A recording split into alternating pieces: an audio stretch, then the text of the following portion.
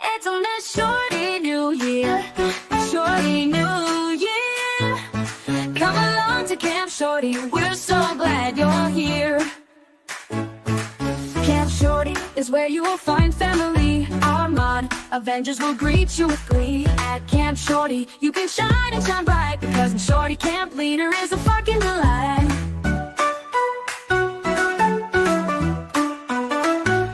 It's on this shorty new year, a shorty new year. Come along to Camp Shorty, we're so glad you're here. Your opinions are valid. You can fly like a bird with your comments and scream. You will always be heard. It's the best shout on YouTube. You can cuss all you want. And here at Camp Shorty, we even say cut. It's on this shorty new year, a shorty new year. Come along to Camp Shorty, we're so glad you're here. Let your caps be free, it's so liberating. We stay on topic, although occasionally things get a bit feral, but it's clear to see.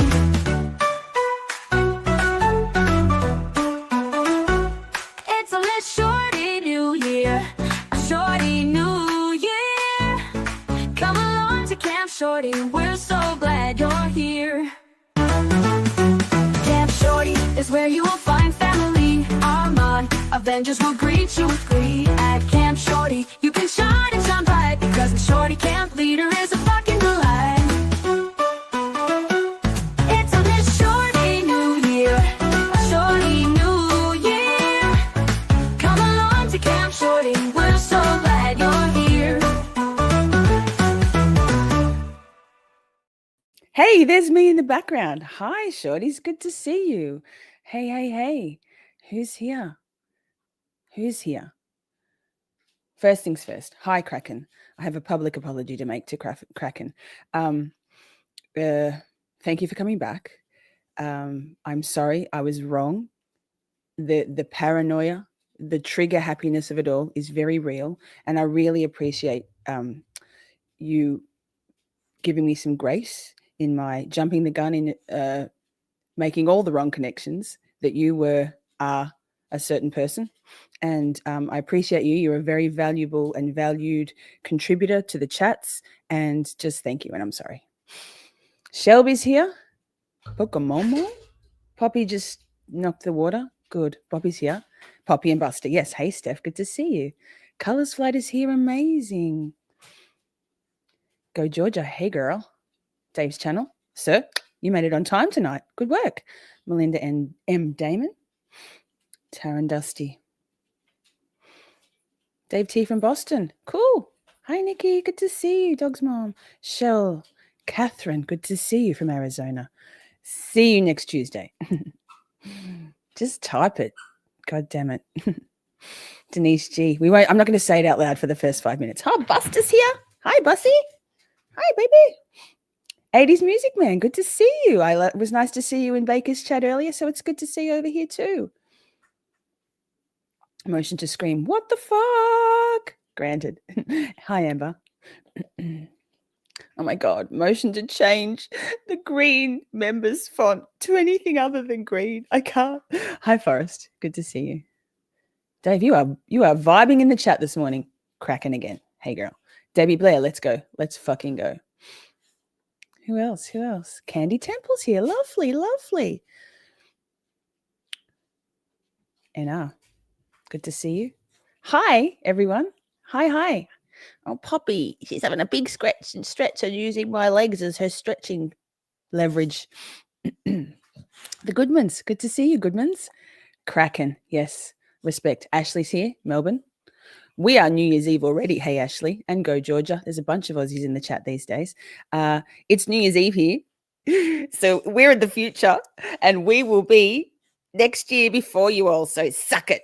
Just kidding. Happy fucking New Year. I have got a live stream scheduled for tomorrow night for you guys, like Happy New Year. It's fine. It'll be like a bit of a downer because it's already New Year here. We're just gonna hang and bang. It's called It's a Shorty New Year. Very, very fitting. I've scheduled it for 8 Eastern, but I'm happy to push it back or forward or whatever. I'll go with what you guys are thinking. Y'all shorties. Just Irish. Good to see you. Vermont bred, sir. Good to see you. Oh my goodness. I'm going to get so far behind in the chat tonight. So many of you here from the jump. Lovely. Forever Zennial. That's a cool name. Hi.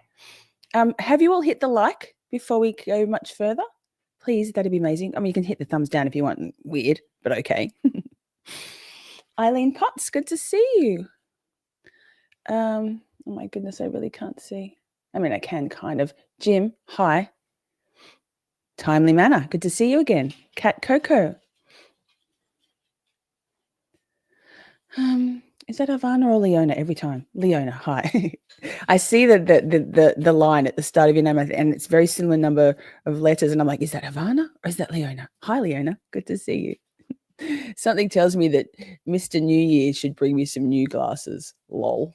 Can you please not, Poppy? Hi, Poppy. Poppy's here. She's saying hi. She's very enthusiastic about life. Same girl. Ah, Poppy. Stacy. Hi. Lisa. Is that Lisa? Good name, man. Love it. All the best people are called Lisa, right? MCAT, hi. So many green names. Clara Elford. I love this beautiful growing community. Poppy. It's Poppy. Stop. Poppycock. And she sneezes in my face. It's delightful. I love it. I love you. Can you go and sit down now? Chat says hi. Chat says hi. God, our Stream Elements is here. Well, thank you, kind sir or ma'am, whatever.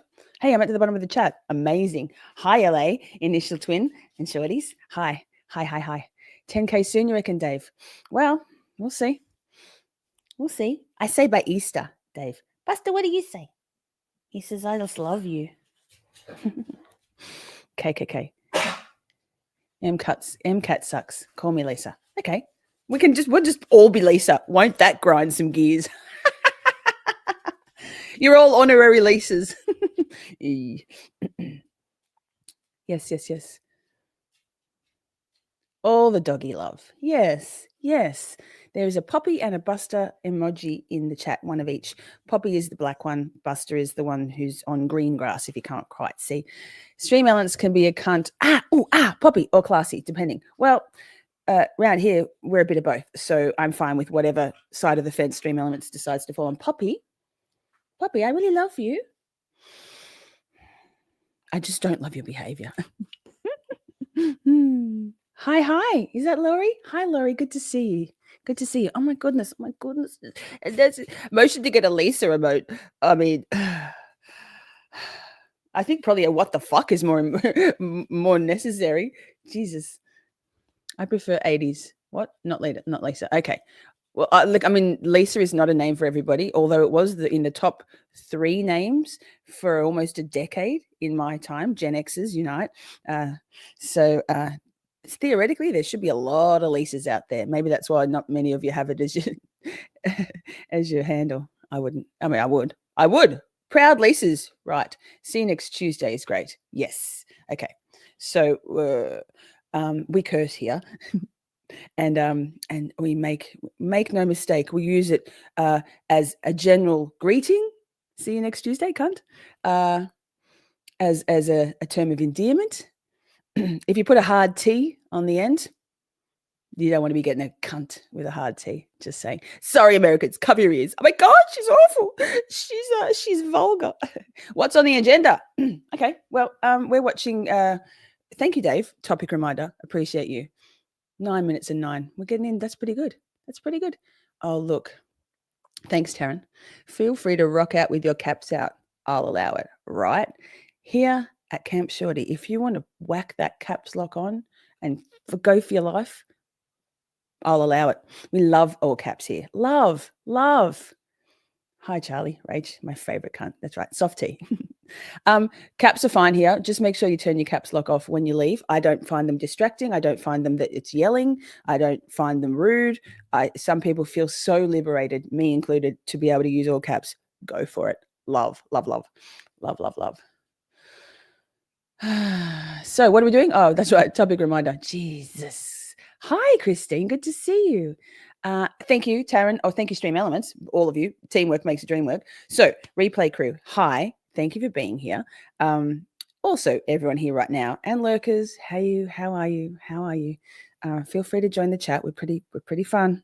We don't bite. We see you.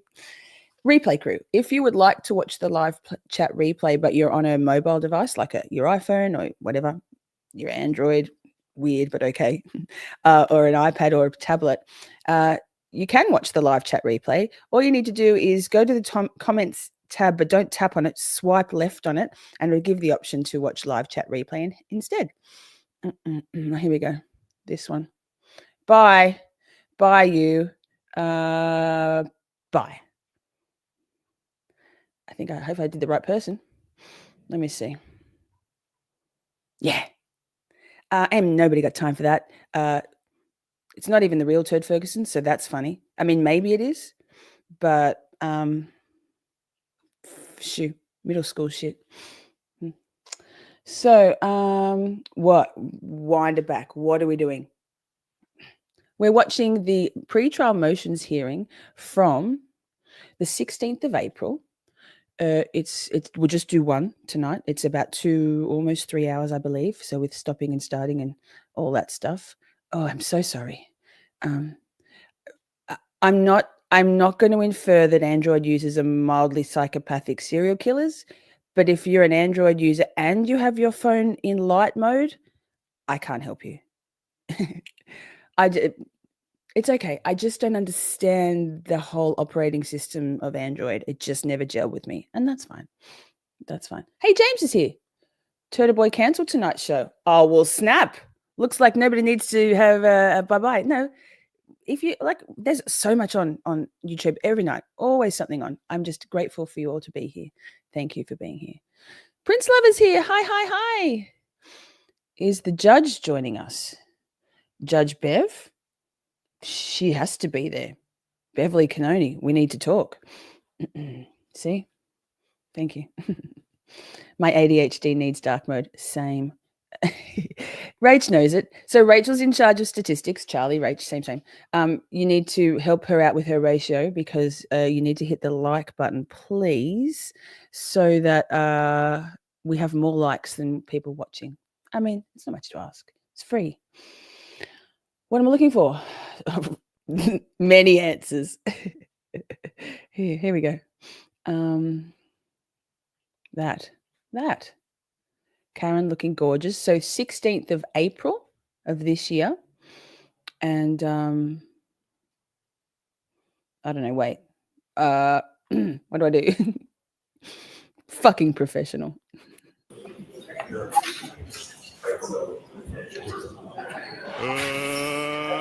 Let's get ready to rumble!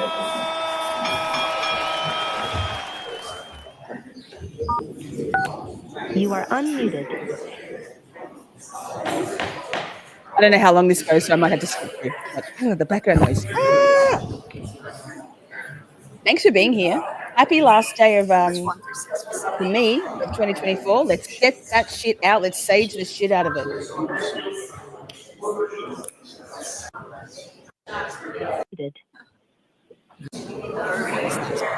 can't miss that. No, you said that. You are unmuted. Is that for the judge? Yes. Good, all right. Let's delve. Katie, all parties having anything to do Wait, with what? the honorable first justice. Not in StreamYard, man. Dallas Of course. Superior Court within Fulton County and Norfolk. John Yeager, your defendant shall be heard. I'll say the Commonwealth to the court and proceed. Judge 22 CR 117, the Commonwealth versus Karen Reed. Can I have counsel identify themselves, starting with the Commonwealth? Adam Lally for the Commonwealth. Good morning, Your Honor. Oh, trigger warning, Adam Lally. Good morning, Ms. McLaughlin. Good morning, Your Honor. Alan Jackson on behalf of Ms. Reed. Good morning, Hi, Mr. Jackson. Good morning, Elizabeth Little, also on behalf of Ms. Reed. Good morning, Ms. Little. Mandy Good morning, Your Honor. David Unetti for Karen Reed. Good morning, Mr. Yannetti. Good morning, Ms. Reed. All right, so to begin. Hi, Take your And I time. have all the motions in limine. I'll talk about how exactly we'll go Motions through in them in a limine. minute. But first, so in reviewing the motions the in breathing. limine, Lemonade. clearly Lemonade. the defendant has an absolute right, a constitutional right, to present a third-party culprit defense. But God, counsel is wait, well hang on aware a that that second. is not Hang on without a limit, second. right? From the Oh my goodness. Imagine the balls of this one. Just a great guy. I mean, sure, we believe you. Shorty, have you seen Masshole Mafia's newest video? No, I haven't because I don't give that thing any views. Ew and ew. Pretty good if you ask me. Well, nobody did ask you, but thank you for your opinion. I feel like maybe we good luck. Starting to shift my stance to KR being guilty now. Well, that's interesting because I don't think you'll find any other logical, rational people on the planet who have the ability to think with a critical mind. And I'm kind of speechless. Just a great guy. Nice try. As you were. Lol. Like a lol. Oh, you're funny. People are funny. case law. Now, the defendant has stood here, defense counsel has stood in this court Stop it. repeatedly. Get out of here, you idiot. Stood here and in other venues and in their pleadings, espousing various third-party culprit theories or scenarios. Oh my goodness. But now that it's time to actually try the case in the courtroom, I don't have a motion from the defense to admit third-party culprit Oh, that's fantastic. testimony. So, and as you're well aware, I have to make findings before any mention of any third-party culprit evidence or even an opening goes before the jurors. Chat, if you're in earbuds, it's in mono. I've just got in this ear, I've only got like hissing. So their sound, hopefully they fix their sound up. It's all in this ear. So if you can put it on a speaker, I think you'll have a more pleasant listening experience. If you're doing earbuds, yikes. It's like working at McDonald's and having the headset on in drive-through and the other ear, this ear I've got tinnitus in it and this ear, nah, thanks to 12 years at Macca's. In order to admit it, given that I have no information at all, I mean, I don't know who the third-party culprit is, even after reading 4,500 pages of discovery. You know what? I don't know what No, I can't because it's ludicrous. And I mean, if I was to stoop to the anti-KR level, I would have insulted you personally using ad hominem insults. And I would have slurred you, but actually I just found it delightful that you would come in here and try that stuff on. So no, that's not how we roll. We just point out the obvious to you people and you keep going like zombie trolls. So just that. motive a third That was definitely an insult. party culprit might have. I don't know how it's relevant. I don't know if it's remote or if it's current. I don't know if it's speculative or if it's relevant. I don't know if it will prejudice or confuse the jury. Colin was in the house. And if it's hearsay, I have a whole other series You wrong. of factors Just a I great have guy. to consider. You So, wrong. Ms. Giannetti, are you pursuing a third-party culprit defense? We are, Your Honor, and I'm prepared to address Yes, that. we The are. Commonwealth has raised the issue, you, and Nettie? I am prepared to address that today. So you filed your you, motions Nettie? first and you did not raise it. So if the Commonwealth had not raised it, Hi, you Terry. did not move to introduce it, correct? I have no motion from No, I from you understand. about I it. understand, Your Honor. If you'd like something in writing for us, we can do that. I have a full argument prepared. All right, so who is the third-party culprit? We are under no obligation to name any specific third-party culprit. How am I supposed, so you're prepared to argue all I'm this? prepared to argue it, Judge. All right, so we will get to that when we get to the Commonwealth's motion. That's fine. Now, the second thing I want to address, Right, because just again, Ari? it's Hi, Lord. very Good to important see at you. this point. The motion regarding the DNA, regarding excluding the DNA. Mr. Lally, why should I not allow that motion? For a couple of reasons, Your Honor. Number one, what I can provide to the court by way of update is that Most of the testing with regard to that item is complete. Already I need to just not hear Lally for a second. Leonie, you have a beautiful name. It's beautiful. It's a beautiful name. Love it. It's strong, but gentle because of the love your name. Love your name. Girl, back yourself. So first and foremost, the item is hair. That was confirmed by the Bodie testing prior to them conducting any sort of mitochondrial testing. Yeah, well, that's awkward. That hair that was magically stuck to the bumper bar. Okay, I'll skip back for a minute because obviously we want to hear all of Lally's bullshit, getting up on his bullshit even before the trial. But Sue Mo, welcome.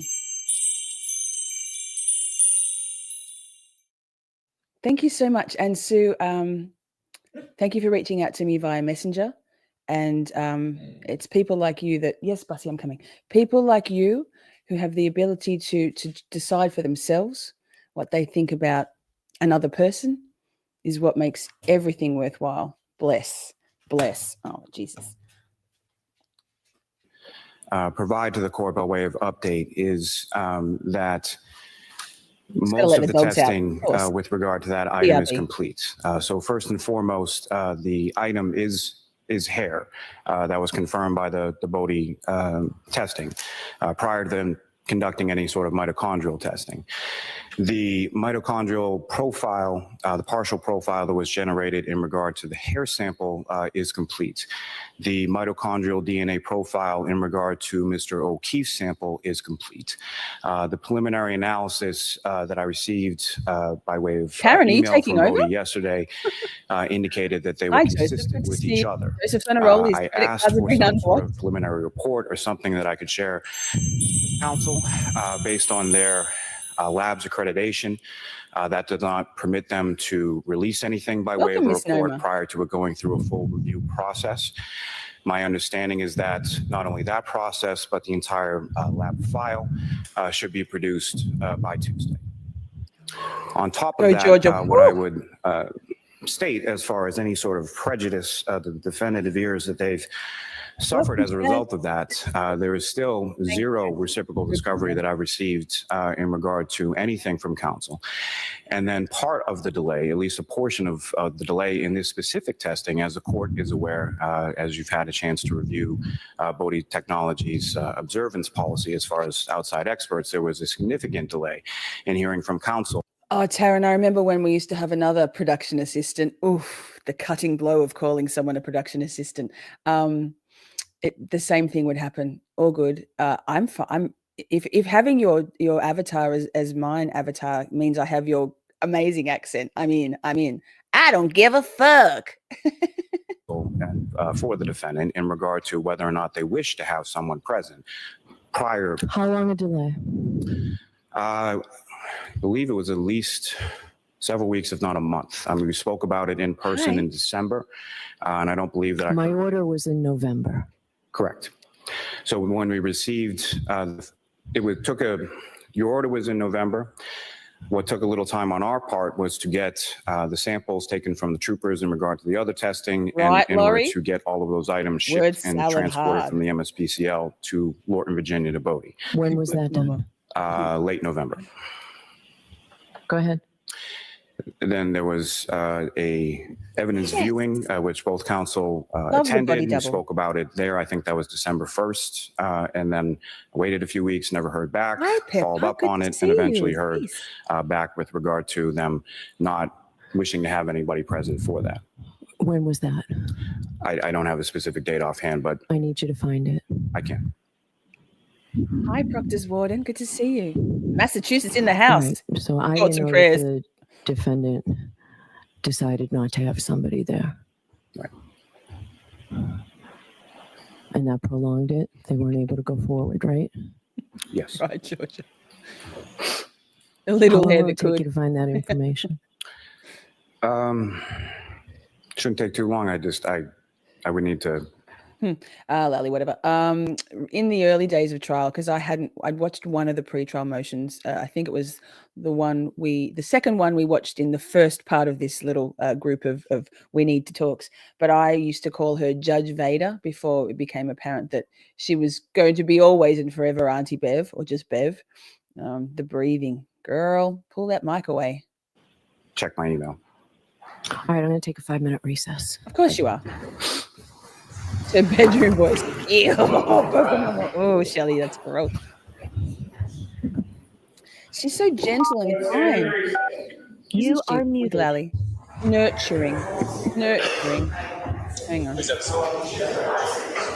Well, it's funny that they don't have video, right? Chat. 5 minutes with the 10 seconds is going to take us a while. Hang on.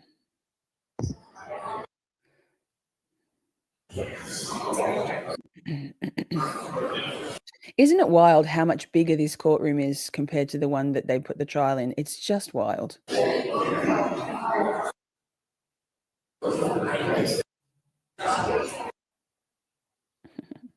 Fuck's sake. Okay. And the defendant's asking me to. You are unmuted. We were always unmuted, lady. What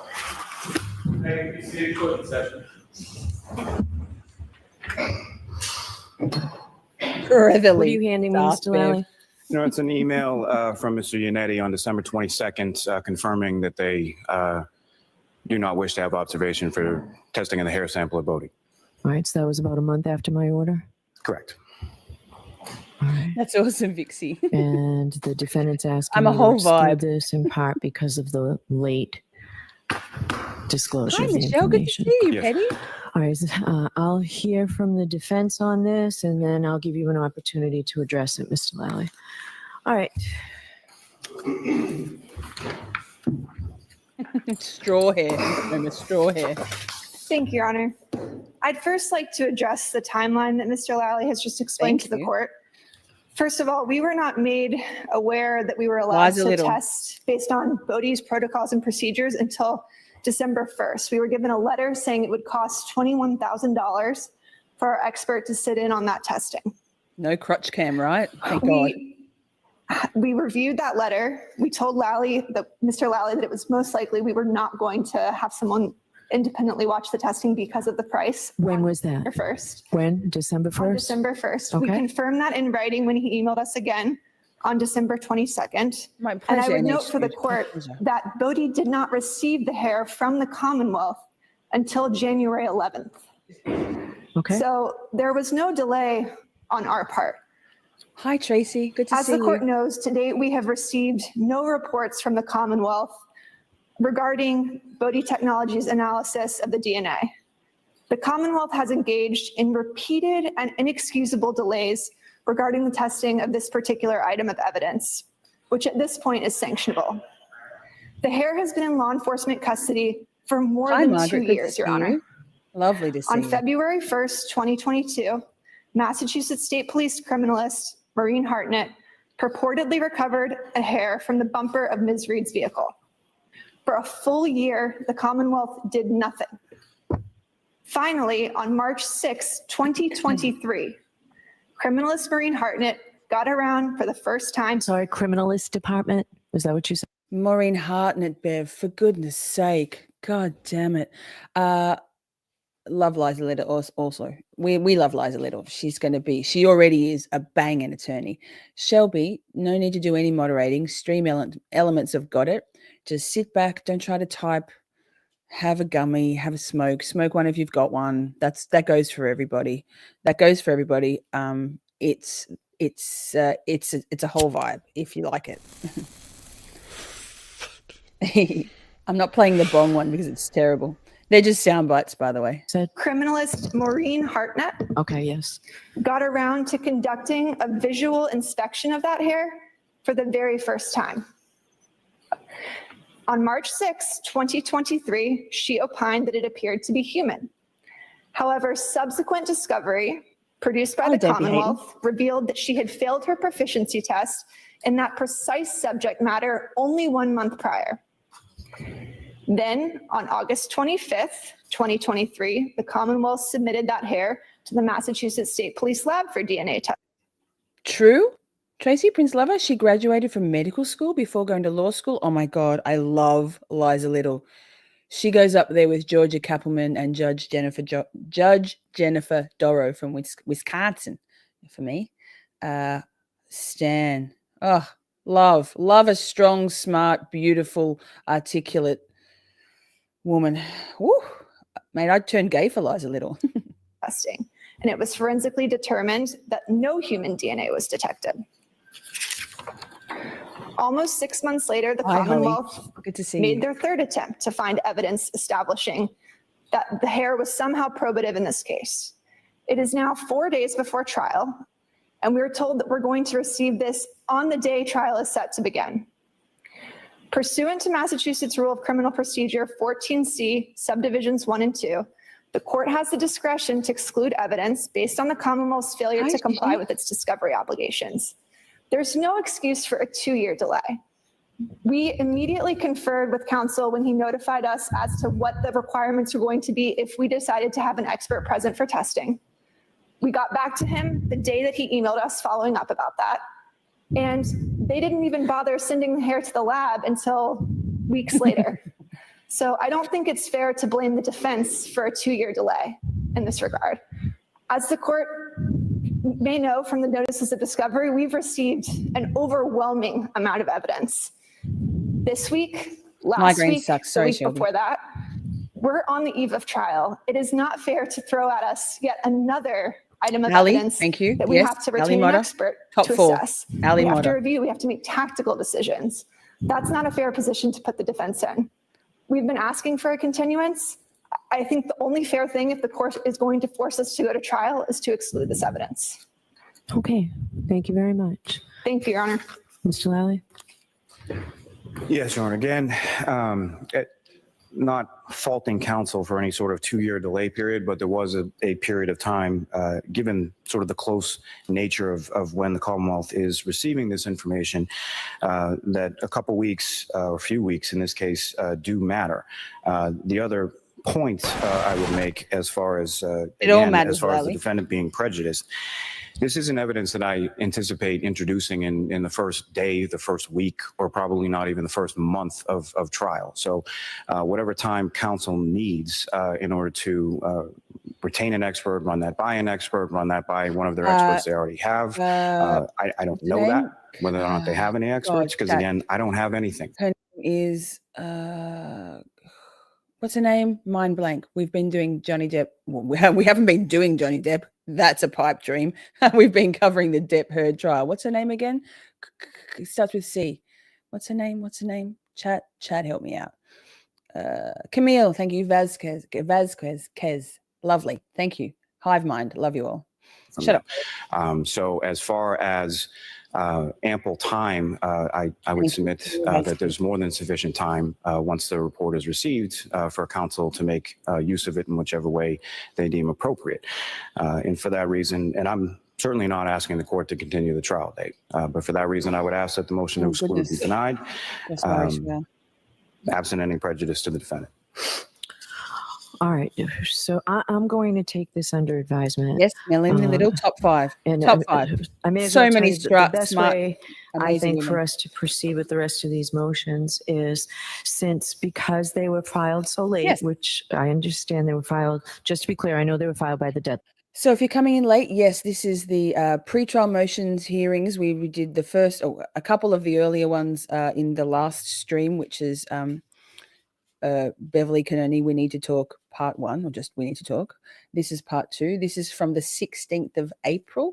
A lot of people haven't seen these pre-trial motions hearings, or it's so long ago now, and it's a good refresher. We've been doing refreshers for weeks and weeks now on individual testimonies from the first Karen Reid trial, and this was by popular demand. We're going over some of these to just remind us. And some people hadn't seen the, like, We Are Outraged, David Unetti just being amazing. Free Billy Tibbetts made an appearance.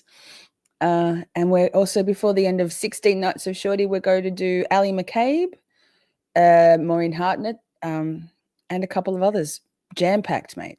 Lines, but so close to trial, I don't have written oppositions really, unless you both raised Paul in Perth. Independently the same issue. So what I will do this morning is, my intention is to hear from counsel, to hear at least from the other side, if if the motion itself is clear enough. But to hear from counsel, then we'll take a break, and at 2:00, we'll come back, and anything I can decide, because I know you're preparing this weekend to go to trial on Tuesday, anything I can decide by this afternoon, I will. Anything that I cannot, I will let you know. Except she doesn't. And then, Under then we'll advisement. do housekeeping, which I including, though it's certainly a very important part of the case, jury voir dire in that. So that will come at the end of, that will come this afternoon. So starting with the view. Your Honor, I was just going to notify the court, to your discretion, there are a number of motions that will be unopposed. I don't know if All you right, want so what I'm going to do with that is the Commonwealth filed a very helpful list of what their numbers. We have, of course, the paper number, the docketed number. So when I get to that, we'll just go through those quickly. Whoever the court wishes. All right, I appreciate that. So you, well, I'm probably starting with one. You could have saved yourselves time in writing the motion regarding the view, because you both want a view. I will conduct a view. You need to talk because you have different locations. Yeah, and we've, upon consideration, Your Honor, the Commonwealth has asked for a view of 34 Fairview Road. We would be satisfied with a view of. So you don't need to go to the waterfall? I think that we can just agree to go to that one location. All It's her right, hair. so It's 100% her hair. you all figure out the view. I am going to take under advisement your request of the defendant coming with us. You know that there are all Michelle. sorts of things I have The to shade. consider before deciding that. Karen, Okay. don't give a fuck. So that part is Fuck. under advisement. It's all under advisement. Before the end of today, figure out exactly what you want to do with the view. Mr. Lally, your office will provide state police escort for that view? Yes, Your Honor. Okay. All right. Now, court That's a officers, great idea, Chief Joseph. Rose usually Let's gets do a the poll. bus. Wait. So, all right. Let's do a poll. Is Auntie Bev's head? Well, don't answer yet. We're doing a poll. Don't answer. Wait till the poll. Is Auntie Bev's hair real or a wig or real and she uses dog shampoo? I don't know. But wait, we'll do a poll. So for that, the defendant's motion, it's our paper 283. Defendant's motion eliminate to exclude irrelevant, inadmissible, and prejudicial prior bad character and propensity evidence. So I'll hear whoever's arguing that for the Commonwealth. The Aruba incident, if you will. I mean, I'm sorry, who's arguing for the defense? That's what I'm here for. Mark. Standing for who? Okay. Thank you. Mark. Really? The chip extraction data results are damning. Are they? Interesting. Receipts or it didn't happen. We'll see.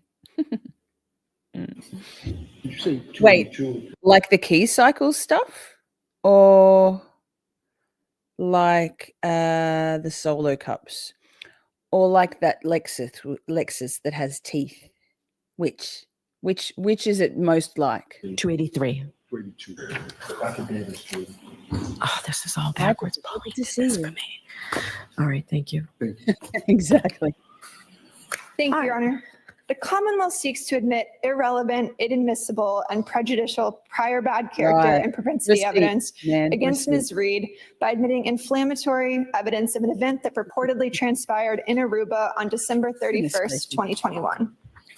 Oh, we believe As the you. court We knows, this believe type you, of Mark. propensity Yes, evidence yes, is yes, of course. extraordinarily prejudicial and serves no purpose other than to assassinate Ms. Reed's character in the coming. eyes of the jury. It's coming. The Commonwealth has put forth no reliable evidence to suggest that the incident that occurred in Aruba on New Year's Eve has anything whatsoever to do with O'Keefe's death, or that this remote and isolated incident was even a point of contention in their But, Charles, relationship yes. at the time in question. And we aren't left guessing, Your Honor. All of the witnesses who were present at the Waterfall Bar and Grill on January 29th, 2022, along with high-quality video surveillance footage from that night, established that Ms. Reed and Mr. O'Keefe were happy, they were in good spirits, they were getting along. Okay, everyone vote on the poll. There Vote on is the no poll. evidence to suggest that this incident had anything to do with the facts at issue in this case. The Commonwealth points to purported angry voicemails left on the decedent's voicemail to suggest that there was some sort of hostile relationship between Ms. Reed and Mr. O'Keefe that night. However, these voicemails were left after Ms. Reed dropped O'Keefe off at Brian Albert's residence and after he Hi, failed Jenny, back good to to see come back you. outside to meet From her. London. There is no logical relationship between the prior bad acts evidence in this case that the Commonwealth seeks to admit and the crime charged here. And therefore, this evidence must be excluded. Okay, come on. Yes, Leona, yes. It's funny, isn't it, actually? Like, I love it. What do they say? Any publicity is good publicity? I mean, say whatever you like. People are coming to see what all the fuss is about, and then they're going, oh, I like it here. I'm going to stay. Trolls, whatever. Good luck to you. Good luck to you, trolls. I love that for us. It's all views to me. Yes, Your Honor. So this also relates to Commonwealth's motion to eliminate number 20. Yes. So in regard to that, Your Honor, this is highly relevant evidence as it pertains to motive and as it pertains Hi, to Goddess. Good to see you. the nature of the relationship between Mr. O'Keefe and Ms. Reed, which goes to motive, it goes to absence of accident, goes to motive, absence of mistake. Wait, he just said absence of accident. Ah, well, there's a Freudian slip if ever I've heard one. Lally, sir. Listen, chat, pay attention. So in regard to that, Your Honor, this is highly relevant evidence as it pertains Thank to you, motive Chris. and as it pertains to the nature of the relationship between Mr. O'Keefe and Ms. Reed, which goes to motive, it goes to absence of accident, goes to motive, absence of mistake. And Lally, this is not Jesus, as Lally. the defendant seems to continuously try to pose it as some sort of temporary or isolated incident. This isn't just the argument or the yelling Thank you, of NHQ. swears between the defendant and Ms. Sullivan in the lobby in Aruba. This then leads to an argument which both children indicate in their statements continued inside the room in front of them for about 20 minutes after it happened. This is also not a fleeting reference in the sense that the defendant continuously brings it up on her own. Absence of Specifically everything in text right. communications with Mr. Higgins when she's talking about the nature of their relationship. And it's not just the voicemails that the defendant leaves on Mr. O'Keefe's phone after the murder. Yeah, the voicemails, which are not damning at all. They're just a woman losing her mind because, understandably, Joseph says, if you like your non-consensual membership for the month, activate ongoing and be a regular shorty. Yes, and thank you so much, Joseph. Your support to the channel is so incredible. Building our community, helping support me financially makes a huge difference. And it's very much so appreciated. And because of other people do also give memberships, but because of Joseph's kind generosity and community spirit, we have extra emojis in the chat for members, and it's just really lovely. So that's a special thanks to you, Joseph. So if you like being a member, when you get the email saying your gifted membership is almost over, have a little think about joining. It's I think US dollars, it might be $3.99 a month, maybe $2.99. Occurs in front of 34 Fairview. It's also text messages exchanged between the two of them in the days leading up to that, in which they discuss the nature of their relationship. You also have statements from the children, which indicate that the victim had tried to break up with the defendant multiple times in front of them, asked her to leave the home, and she refused. You also have a text communication from Mr. O'Keefe to Ms. Reed, in which he indicates that he thinks that their relationship is essentially. What was the date of that one? I believe that was the 28th. Then there's other text messages from the defendant to Mr. O'Keefe referring to their relationship between themselves and with the children as toxic. These are further statements regarding infidelity, which continue on to the morning of, in which statements that she makes in the backseat of the vehicle with Ms. McCabe and Ms. Roberts as they're looking for Mr. O'Keefe just prior to locating his body on the front lawn of 34 Fairview. These are statements regarding her belief of Mr. O'Keefe's infidelity that she repeats again when Highly she's having her intriguing. recorded interview with Ms. Voss from Boston Magazine. These are not isolated statements. These are not just one time 4 weeks prior. It's not too remote in time, and it does show sort of the nature of the relationship and as it's evolving over the course of that month, from the date of the incident in Aruba all the way through until the date that Mr. O'Keefe I'll is try, killed. Taryn, I'll try.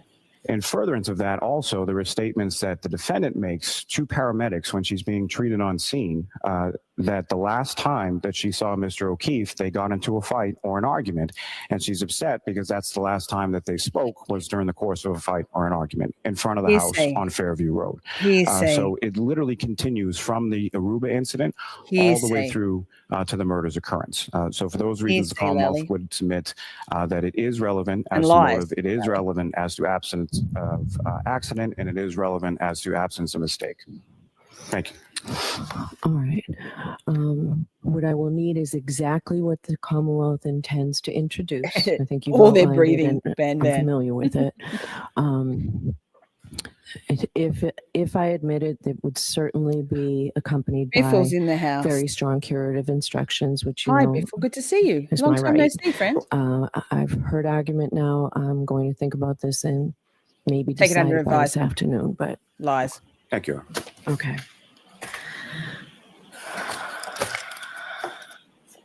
Big sigh from Bev. All right, so you were both in agreement on what's the defendant's motion to exclude irrelevant and prejudicial evidence Lovely. regarding alleged harassment and or intimidation of a listen, witness. Dave, come back to And the comment when you need Commonwealth to. for different grounds and different scope, actually. Motion to exclude mention of Aiden Kearney, aka Kearney. Oh my God, it's just not that hard to say Carney. She says, saying it wrong, lol. Joe Biffle, welcome. And don't be a dick. Tracy Prince Lover, you know Biffle all too well. Biffle, that's his default setting. We don't mind. We love Biffle for being Biffle. little boy and his pending criminal charges for witness intimidation. So, though you both agree it's out, that doesn't necessarily mean that I agree with you that it should be out. I know, Cupid dolls. I understand that the nature of the harassment, mindful of the grand jury minutes that I've read, that in response to some of the questions posed by those at the U.S. Attorney's Office, the answers explained away some conduct as a result of the extraordinary harassment witnesses were undergoing.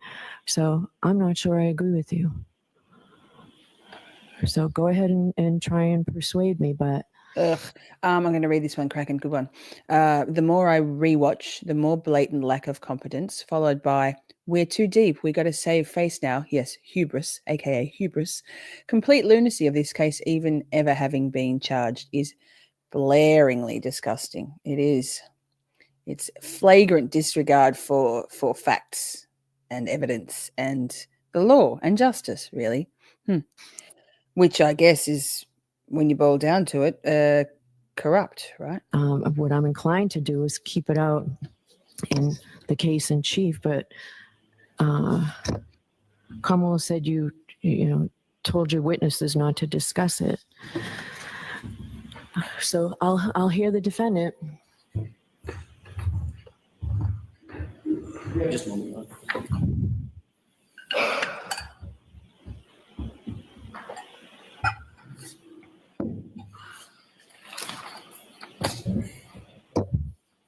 I guess I would start, Your Hi, Honor, by Danny. Good to saying see that you. Yes. Let's in go order for for Nettie. evidence Let's to go. come in, it has to be elicited by a scared to party. meet It myself, has to be Taryn. offered by a party.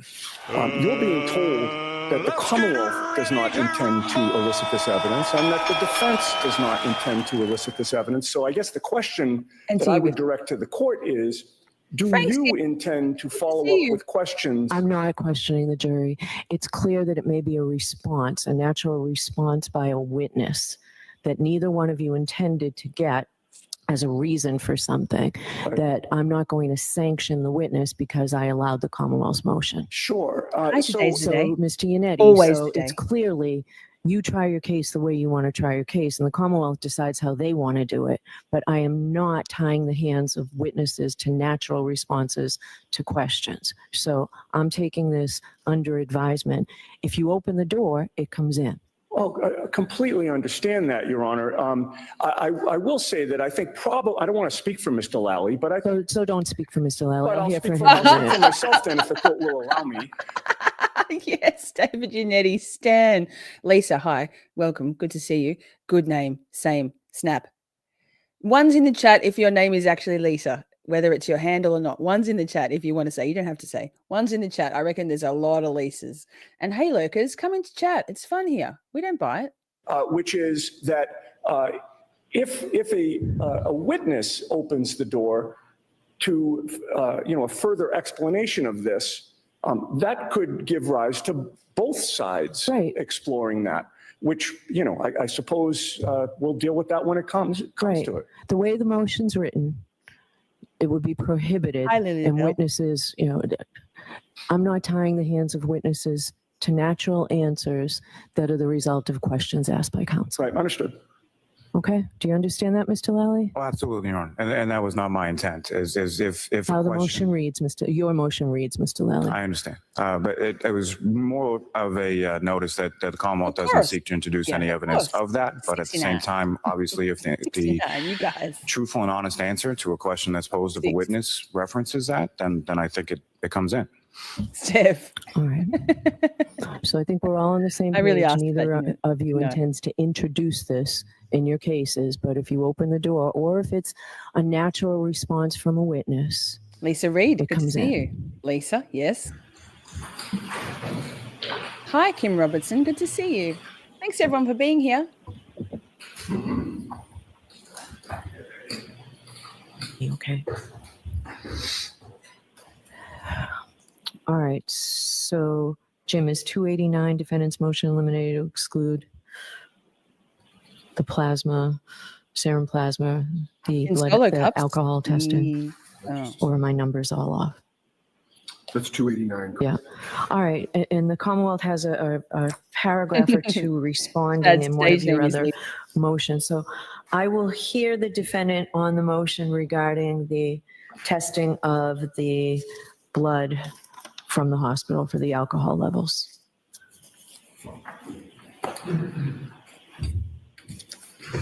Thank you, Your Honor. I'll be addressing this with the court's permission. Alan Jackson, This King. is number, just so we keep it clear in my head, I had named this number 17, dealing with the retrograde extrapolation.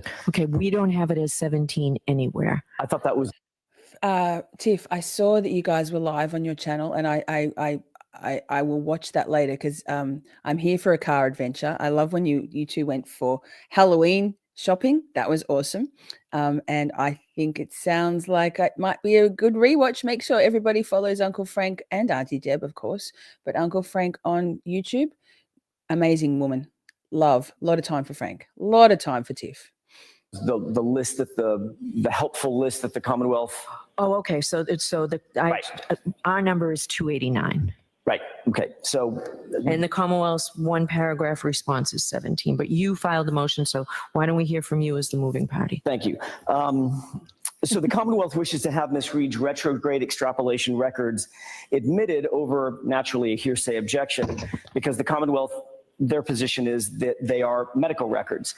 The Commonwealth misapprehends the definition, the base definition of what a medical record is. A medical record, as the court well knows, holds a very special place in the evidence code, and that's because it's not compiled in anticipation of litigation. And for that reason and that reason only, they're deemed non-testimonial and not subject to Crawford and the defendant's right to confront and cross-examine witnesses or the expert.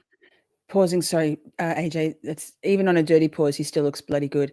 Kim, I don't navigate in Reddit very often because it's overwhelming to me. Are you in our Discord, Kim?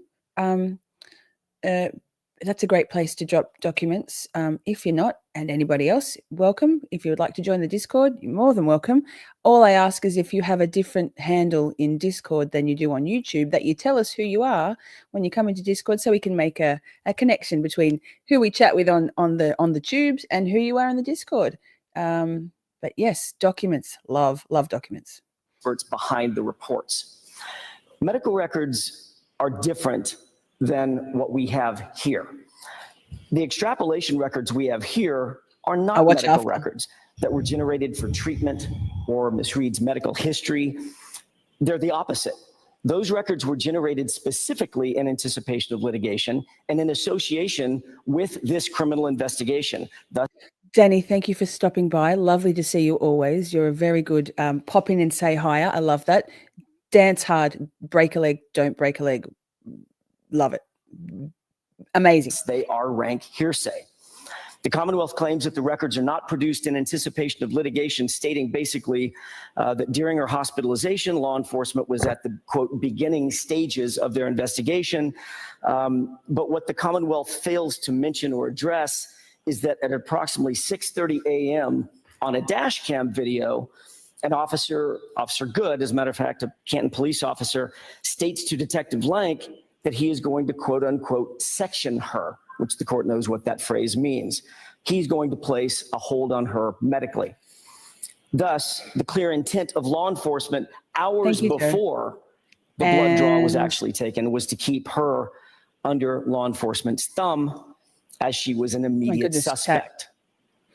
But there's a bigger issue, Your Honor, and that is that the parties lack the essential, both, and by the way, this goes to the Commonwealth as well, the Commonwealth, but more importantly, the defense, we all lack the essential information on how the blood was actually drawn and tested. Those standardized... Amber, thank you so much for being here, and say hi to the moderators for me. Tell them we said hi. Tell them we said hi over there in Defense Diaries.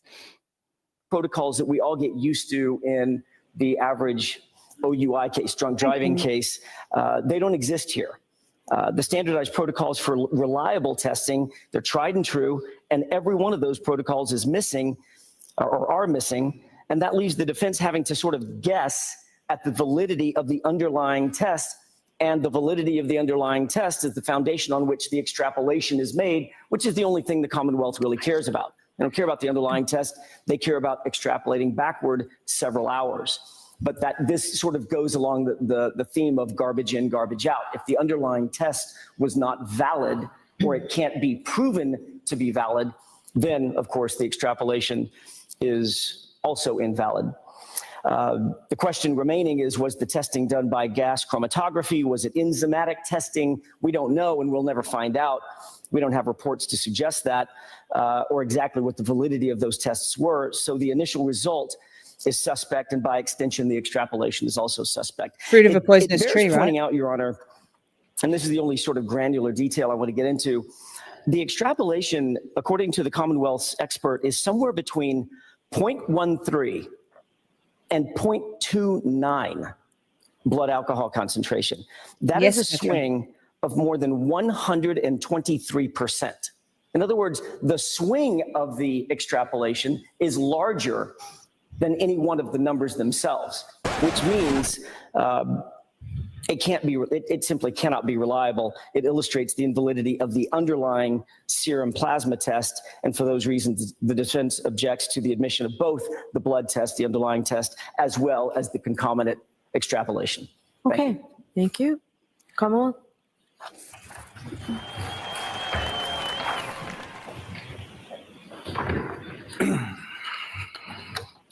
Your Honor, so what the Commonwealth would submit is this may have been a valid basis for a motion to suppress, but it was a motion to... Good question. What the duck? I wonder if they could get around the warrant because she was there on a section. I think they could get around a warrant because they think they can do whatever they want. Honestly, there's no recourse for any of these actions so far. Have we seen any? Nah, Yikes. to suppress that was never filed, and one that the defendant specifically waived, that Mr. Yannetti waived all motions to suppress. As it pertains to Mr. Roberts from the Office of Alcohol Testing's testimony regarding the serum conversion and the retrograde extrapolation, the reason for the range is because it's math and essentially taking into account a number of different variables. That is why the range is as it is. As it pertains to the specific item that would be introduced into evidence, meaning the defendant's medical records, that's what the Commonwealth is referring to as the records coming in. Mr. Roberts. Good. Thank you, Taryn, for clarifying. So Taryn says, no, they would still need a warrant. There you go. So it's just corruption and hubris and the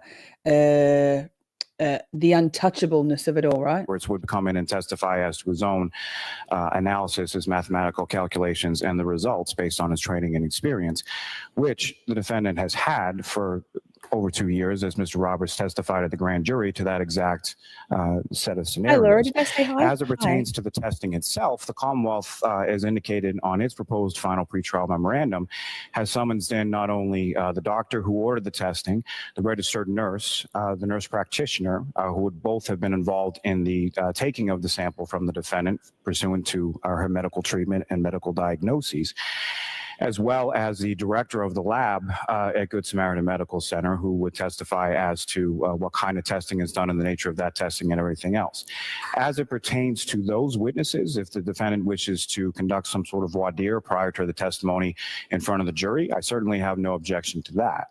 But any sort of voir dire of Mr. Small mercies. Lally says, voir dire properly. There is a God. Roberts or exclusion of his testimony would be inappropriate based on the fact that the defendant has had more than ample notice as to what the parameters of that testimony would be. So as far as what would be coming in as an exhibit, it would be the medical records with that amount in it, and there would be testimony from essentially anyone and everyone involved in the ordering, taking, and analyzing of that particular sample, which then provides the basis for Mr. Roberts' testimony. Okay. So I have like one small paragraph from the Commonwealth on this. I want a memo on this. Sure. All right. So I'll take this under advisement. Oh, surprise. Advisement. 17. Who would have thought? And they're 17. Yeah. There's 17. We still need to address some of. I am blonde naturally, Tracy. All right. So that's all of the defendant's motions in limine, correct, Mr. Yannetti? Let me just have a moment. Mr. Jackson, it's all of them, isn't it? We filed a motion for attorney-conducted panel voir dire. Yeah, that's a joint motion, and that's, I already said we're going to talk about impanelment this Just afternoon. being complete in answer to the court's question. That was Okay. one that was not addressed, but that's fine. All right. Oh, the request just to have panel, your motion was a little bit confusing. Right, So you want panel voir dire? panel voir dire, correct. I'm not going to do panel voir dire in this case. So we'll talk about the particulars of it later this afternoon. All right, so on the Commonwealth's list of motions, you said that there are some that you may agree with. What besides the view? Are there any of these numbers? Hi, Yes, Mum. Your Honor. Yes, The Liza. defense Let's does not go. object Liza, to the yes. Commonwealth's motions in limine numbers 1 through 6. Number 8, 1 through 6. Woo, close up. yes, number 8, number 9, Hi, Sydney Sue. number 11, we obviously joined in that request. Yes. Let's see. Number 14, Right, we Shelley? do not object. Oh, my to. beer. Number 15, we have no objection in principle, but we do reserve the right to object to just individual exhibits as they come. Yeah. Number 18, we have no objection. Number 19, we have no objection. Number 23, no objection. Number 26, no objection. I believe the court That's did the one we address addressed, yeah.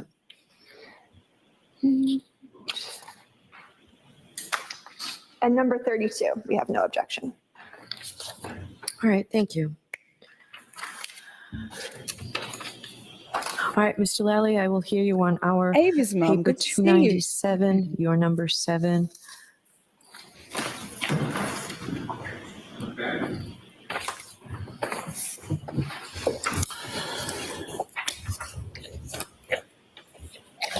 So, Your Honor, this is the Commonwealth's motion to preclude Trigger reference and warning. redact the manner of death contained on the victim's death certificate. Trigger warning, This is Lally. a routine motion the Commonwealth files in really respect to any case. Manner of death. That's is- not persuasive, so go ahead. No. And I'm just, manner of death, as Go, Bev.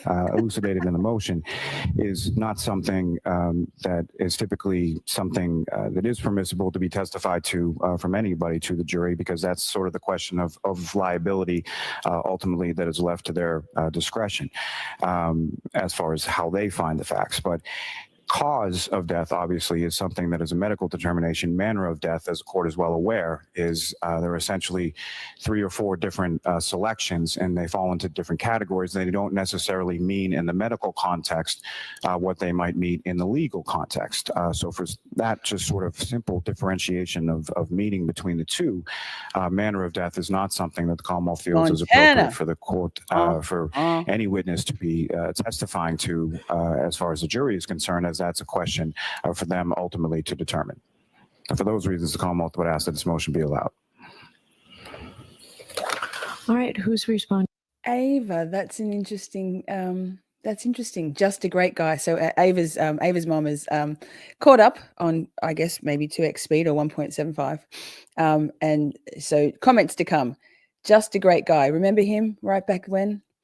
Probably Higgy. Ew. That.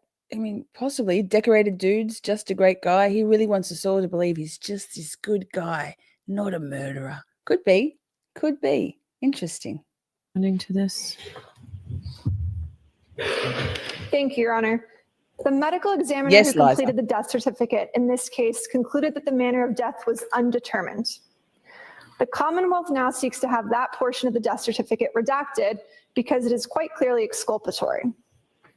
All of the cases cited by the Commonwealth deal with the issue of whether it was error for the Commonwealth to admit a death certificate listing the manner of death as a homicide, because it violates a defendant's right to due process and a fair trial under the 5th, 16th, and 14th Amendments to the United States Constitutions. None of the cases cited by the Commonwealth stand for the proposition that Miss Noma, I'm sorry you're not feeling well.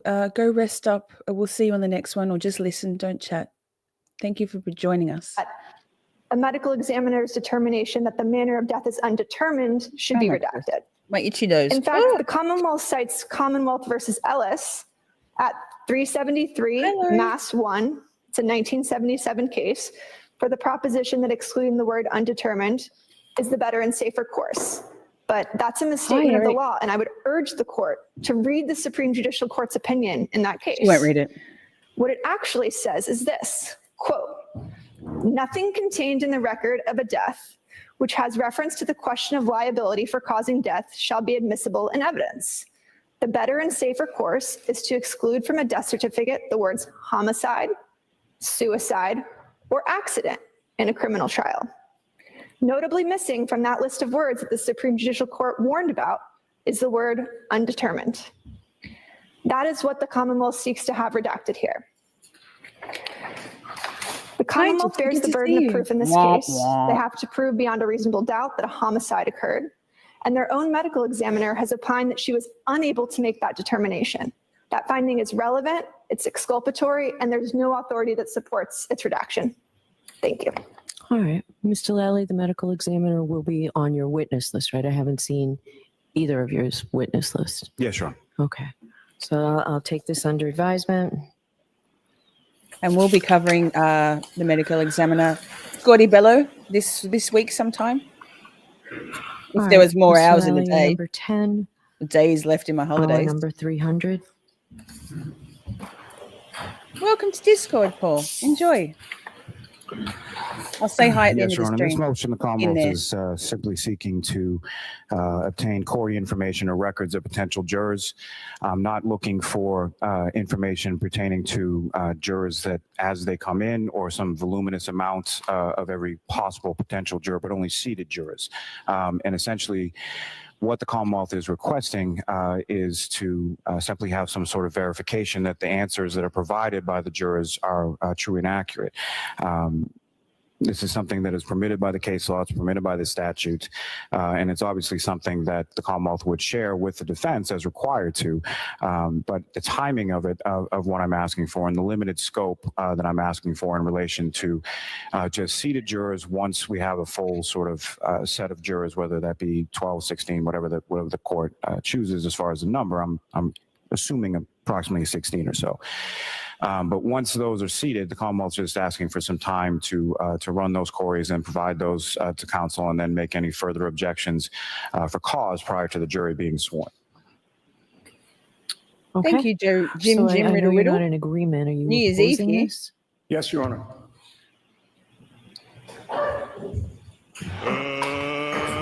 Your Honor, we object for several reasons.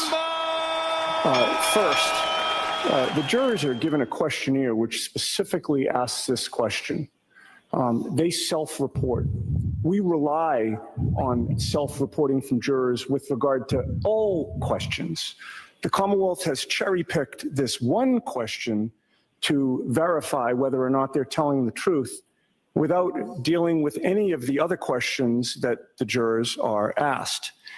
This proceeding right now, like many of these proceedings, is being broadcast widely, publicly.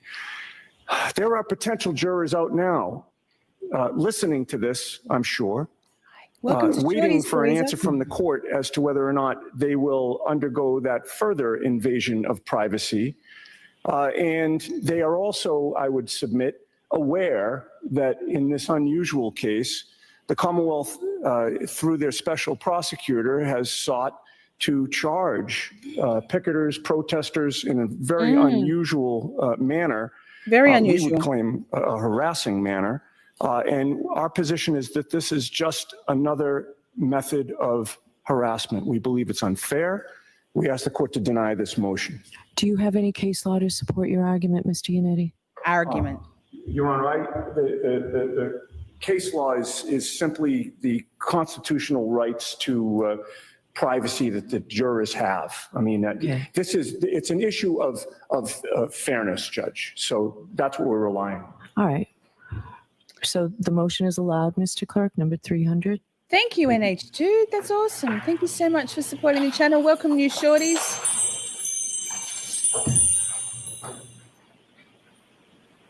Thank you. All right.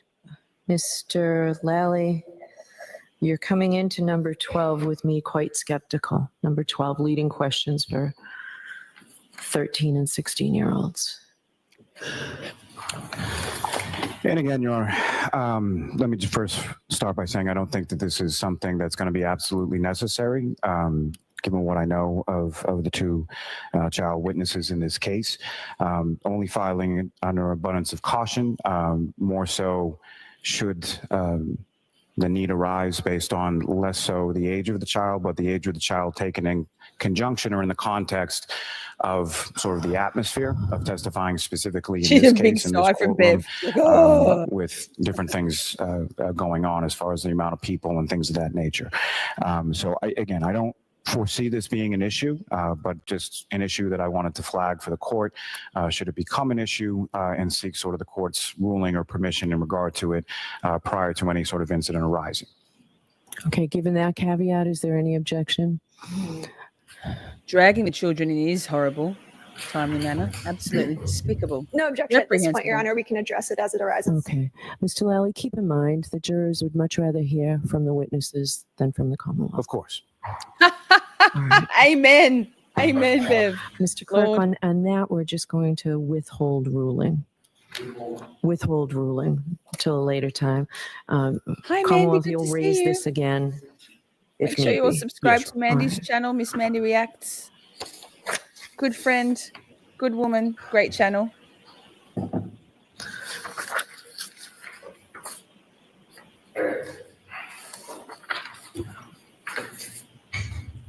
All right.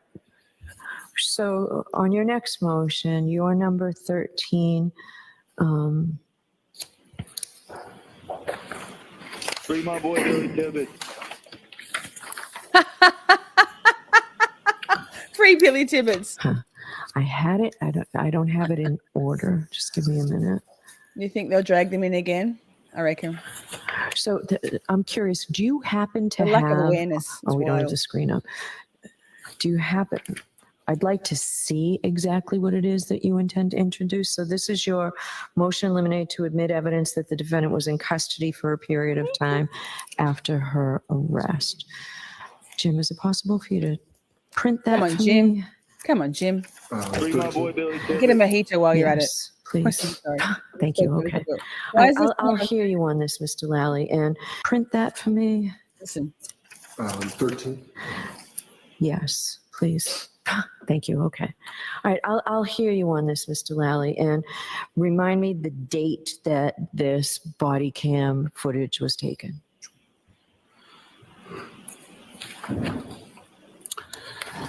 So, Your Honor, this is in reference to the defendant's arrest post-indictment by the grand jury in this case. It was June 9th, 2022. So that's why I have not seen the video itself. Correct. And that's certainly something that the Commonwealth can Dream provide for the Feed court. Media.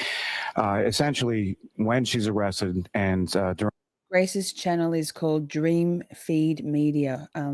Can one of my beautiful mods get Stream Elements to drop that in the chat? Everyone needs to go and subscribe to Grace at Dream Feed Media. She's amazing. Her content is amazing. Her research, her conclusions drawn, her experiments, so good. Her voice, and she's a beautiful woman, inside and out. during the booking process at the Milton State Police Barracks, the troopers who conducted that arrest were wearing a body-worn camera pursuant to their BWC policy with the state police. Council has a copy of the policy, council has a copy of the video, and essentially there are a number of different statements which provide sort of third, fourth, fifth, sixth, I'm not sure what number we're up to at this point, of sort of varying accounts that the defendant has provided to numerous Can you give people. me an idea now? Do you know the substance? So the substance of these particular statements is the defendant, Ms. Reed, continuously is told by Sergeant Buchanan to essentially stop talking. He's advised her of her Miranda and advised her to stop making statements, and repeatedly states that to her during the course of her making statements. But the sum and substance of it is she says something to the effect of, are you in on the joke? And then makes some sort of reference to having witnessed Brian Albert and Colin Albert essentially smashed John O'Keefe's head into the taillight, indicating that that's how her taillight was broken. Doesn't make any sort of further statements about why she would then leave the scene after that occurred or anything like that.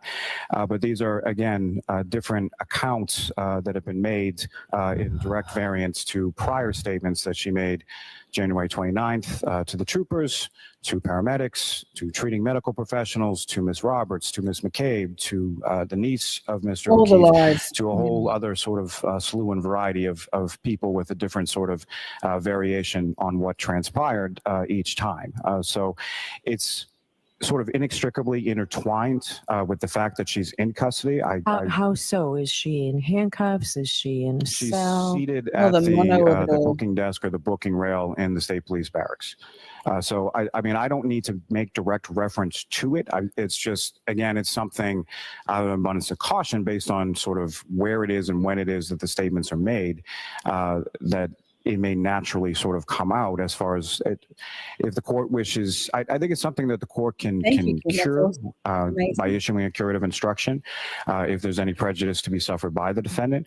But again, it is a statement by the defendant, which is admissible, as the court is well aware.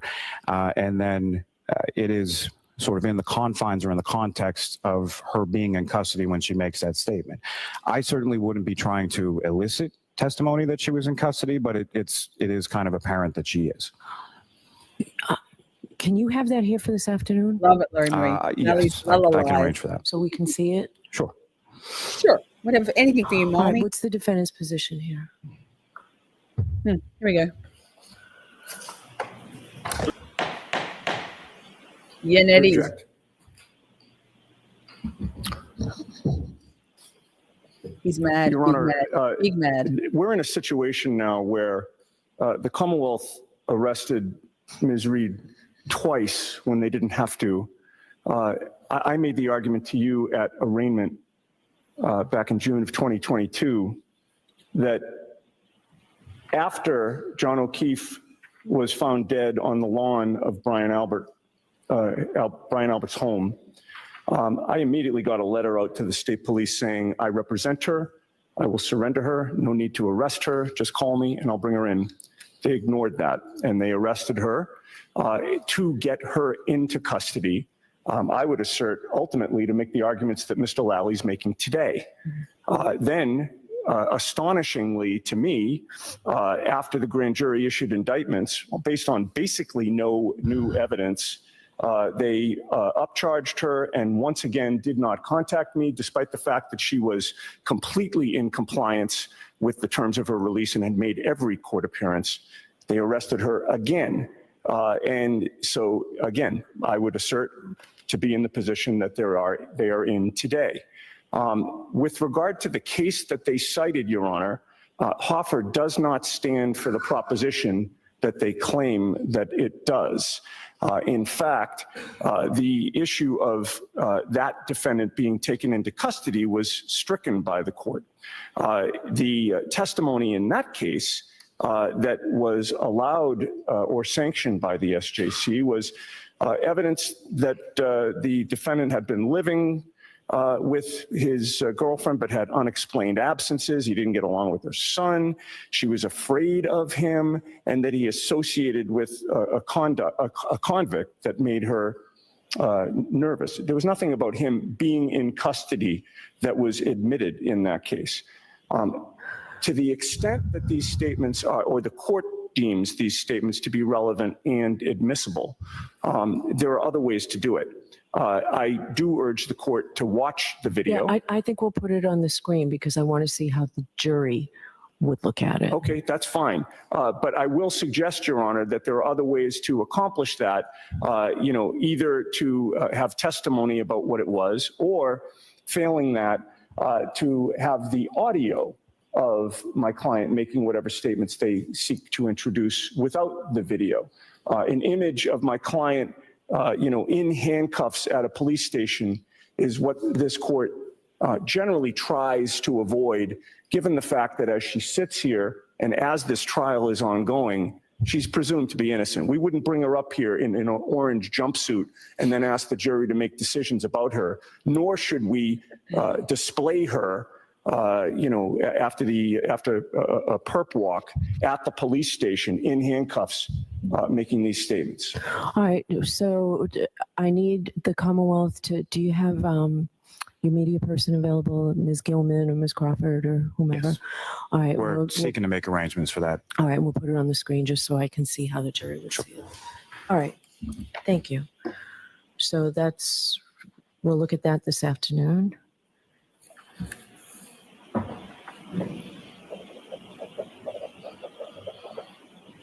All right, so I'll hear you on the celebrate motion, your motion number 16, Mr. Lally. He's not 69. Just Doris is saying he's 69. He's not 69. He's about my age. Thank you, Your Honor. So in this motion, what the Commonwealth is Thank you, Mama requesting Bob. I'll look at it. is for permission Is everyone for still awake? the celebrate Fucking expert, Lally. Mr. Whiffen, to Mr. Whiffen. conduct a demonstration in the courtroom during the course of his testimony in regard to the Wait. examination that Hi, he Kathy. did in regard to Ms. Welcome, McCabe's everyone. extraction report and specifically the alleged search. Lally. Can't with Lally. Hey, thanks for being here, everybody. It's if you're just coming in, we're watching the pre-trial motions hearing from the 16th of April of this year. We're sort of wading our way through Lally and hoping for the moments when we get Yannetti or Jackson or Liza Little to spice things up a little bit, because Lally is a drag. Lally is 45. There you go. Thank you, LA. So he's a bit younger than me. No, older than Melanie Little. I don't know how old Melanie Little is, but Mr. Yannetti is, even when he is 69, he will epitomize 69, right? Just Irish. And hi, Amy. Good to see you. Thanks for being here. We'll keep going. Lally, everyone. Are we awake? Are we awake? Yikes. which the defendant purports occurred at 2:27 in the morning, and the Commonwealth maintains occurred at 6:23 and 6:24. I'm going to stop you because one question is, how long will this take if we allow it? How long will the demonstration take? So really what I'm Go seeking for to it, Tommy do, Manor. ideally, would be for sort of a live demonstration, which I had Mr. Whiffen do and record, and provided a copy of that to counsel as well. So that recording that I provided has no audio to it, but there was also a PowerPoint presentation that Mr. Whiffen prepared in relation to this. Hey, Taryn, how's the poll going about Bev's hair? I can't see the poll anywhere. I don't know why. It's like, why would the creator be able to see the poll? Did we vote? Did people vote? Is Bev's hair real or a wig, or does she wash it with dog shampoo? Same issue that he produced, and then I provided that to counsel as well, which essentially goes through what he did, and it also. You're not looking to do a PowerPoint presentation, are you? No. The PowerPoint presentation would not be something I'd be looking to admit. The reason I did the video is in the event that technology is not our friend on that particular day, and the live demonstration. Technology or like integrity or justice or the truth, not our friends. Hell no, the Commonwealth says no. We denounce all those things. Hey, NH Dude, thank you so much for the coffee. That's really kind of you. Thank you. Thank you. Doesn't work. I would then be seeking to introduce the video and have him talk about it while it's playing. It mirrors He's essentially not or exactly 69. what Mr. Whiffen had included in his 64. report, which was Too done much back in bleach.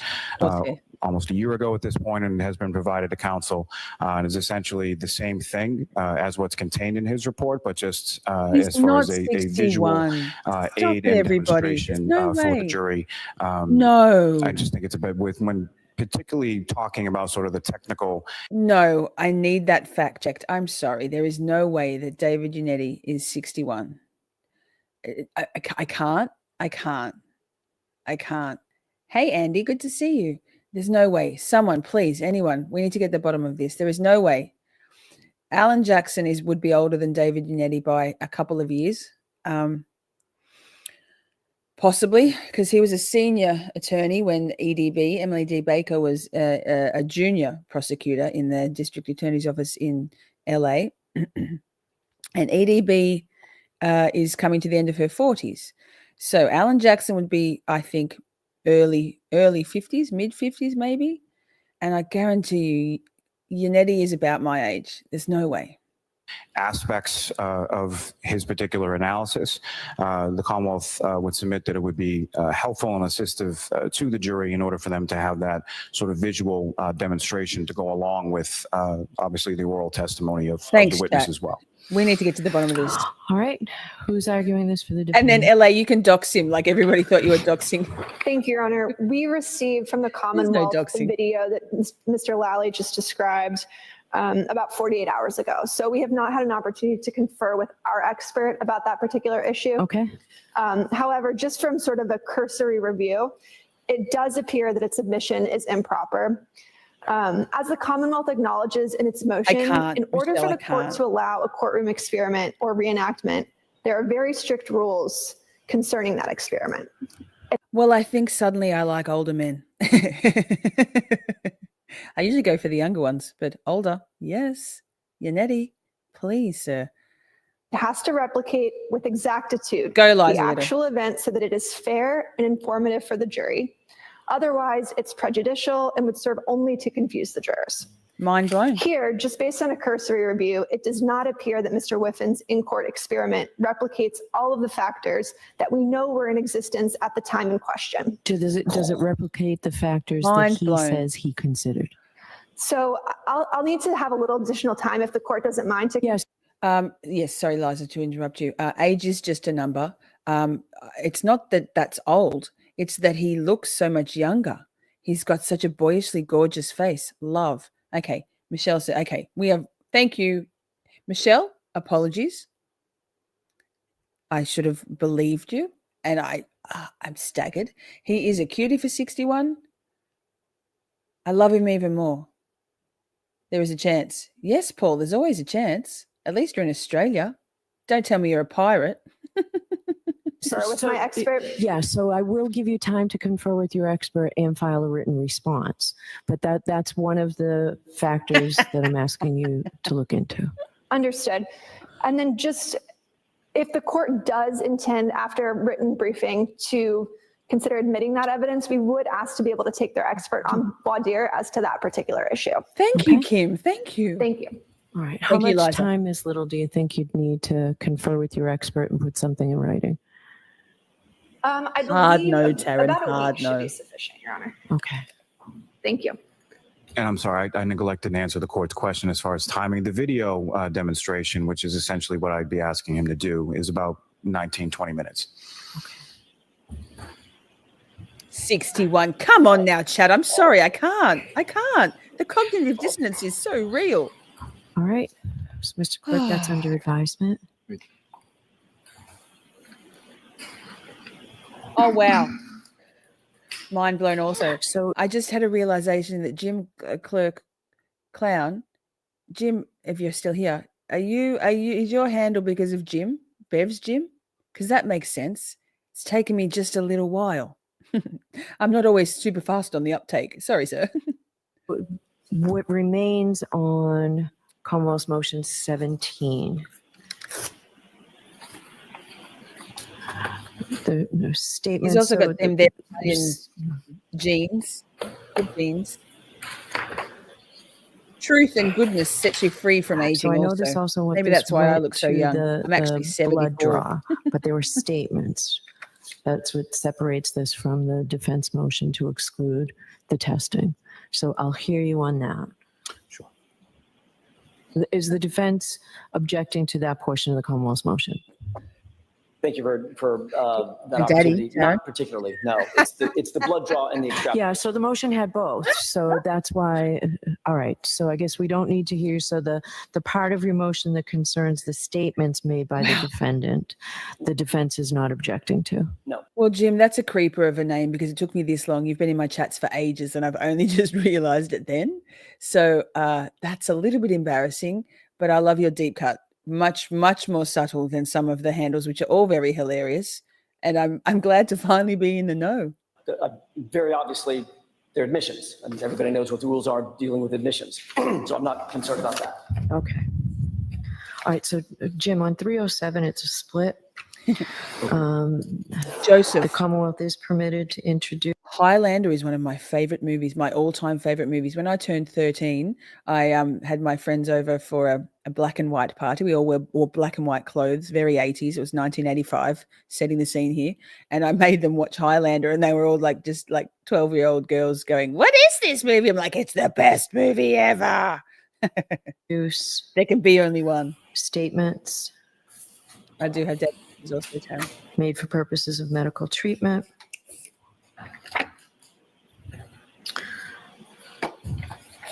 Excuse me, I'm sorry. LA, I'm sorry. And the sorry, certified what? medical records. Is this my favorite doxing initial twin, LA? Is this Jim, court clerk Jim, drunkenly crashed into an elderly woman? Sorry, ma'am. I hope is she okay? Oh, wait, okay. Then immediately whipped his dick out to piss in the middle of the road. I mean, that's classy. No wonder he's like this with Bev. Her daughter said her last 4 years of her life were miserable because of her injuries caused by Jim. Well, that's very sad. Sounds like Massachusetts. Sounds like the Norfolk County Dedham Superior Court is full of lovely people. All of those folks up in the Massachusetts. Not all of them. All of these folks. Yikes. But there's an objection as to what we've heard regarding the alcohol testing, the blood testing for alcohol. Okay. Joseph.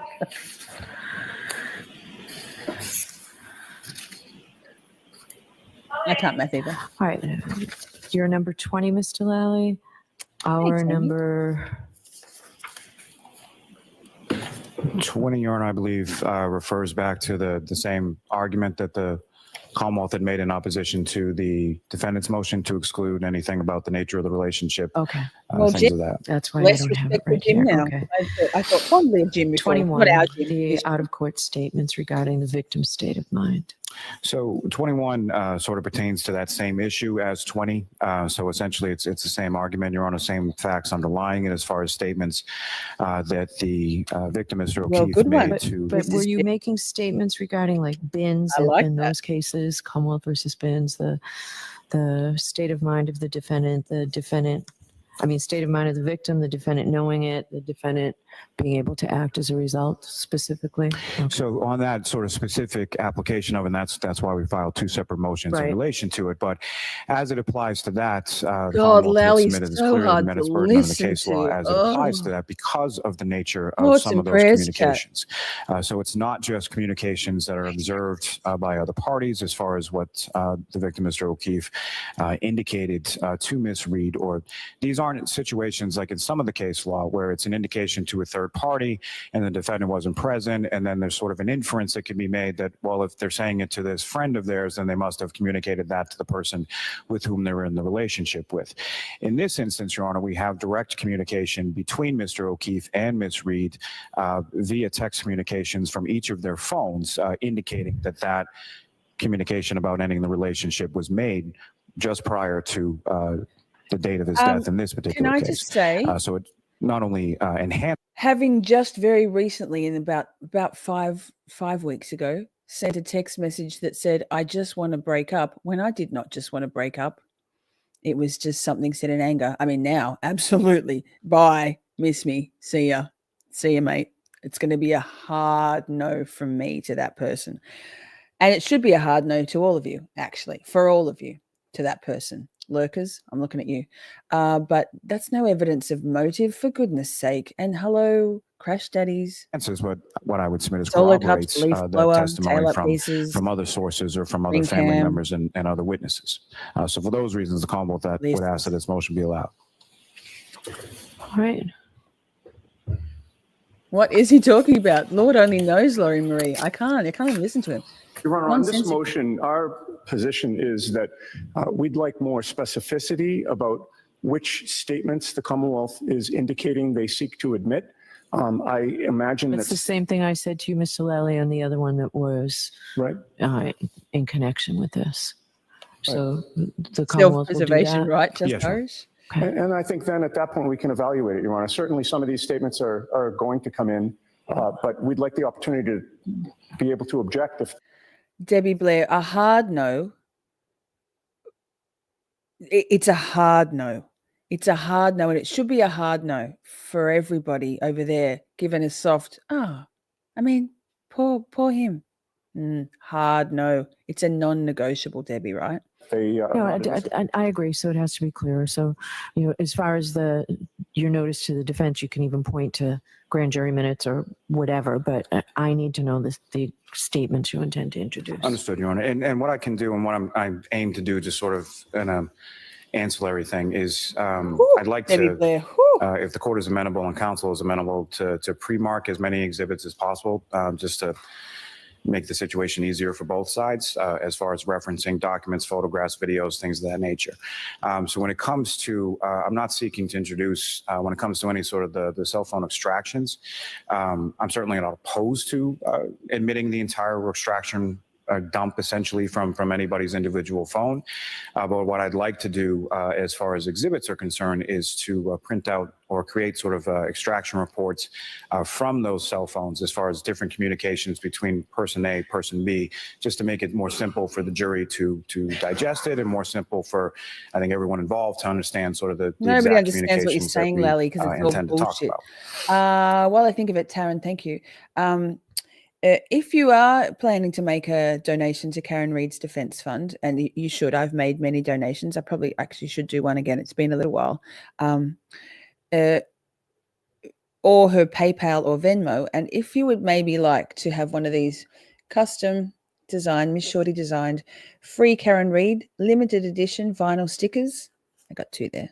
All you need to do is make a donation of $10 or more to Karen's Defence Fund, and take a screenshot of your receipt and DM me or email me with your screenshot of your receipt and your postal details and a preferred contact name, and either if you're in Australia, I will send 1 or 2 or 3 out to you, and if you're in the States, I have lots of helpers over there ready with thank you cards and pink thank you cards, pink envelopes, and a sticker or more. So if you donate $10 up to $49, it's 1 sticker.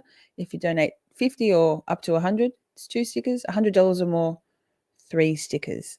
USPS can take a little while, so if you don't get your sticker in a couple of weeks, let me know again, and I'll chase it down, and we'll send you out another one. So let's do it. Let's do it. Let's do it. There's about 100 left. Not quite. Oh, yeah, about 100. Help a shorty out. Let's get these stickers gone. So in that And vein raise as money well, if you can. what I can do is provide a supplemental memorandum in regard to 20 and 21, referencing sort of those specific conversations. Okay, that'd be great. And if you can work together, and this will be part of the housekeeping we talk about this afternoon, work together to pre-mark exhibits, that would be great.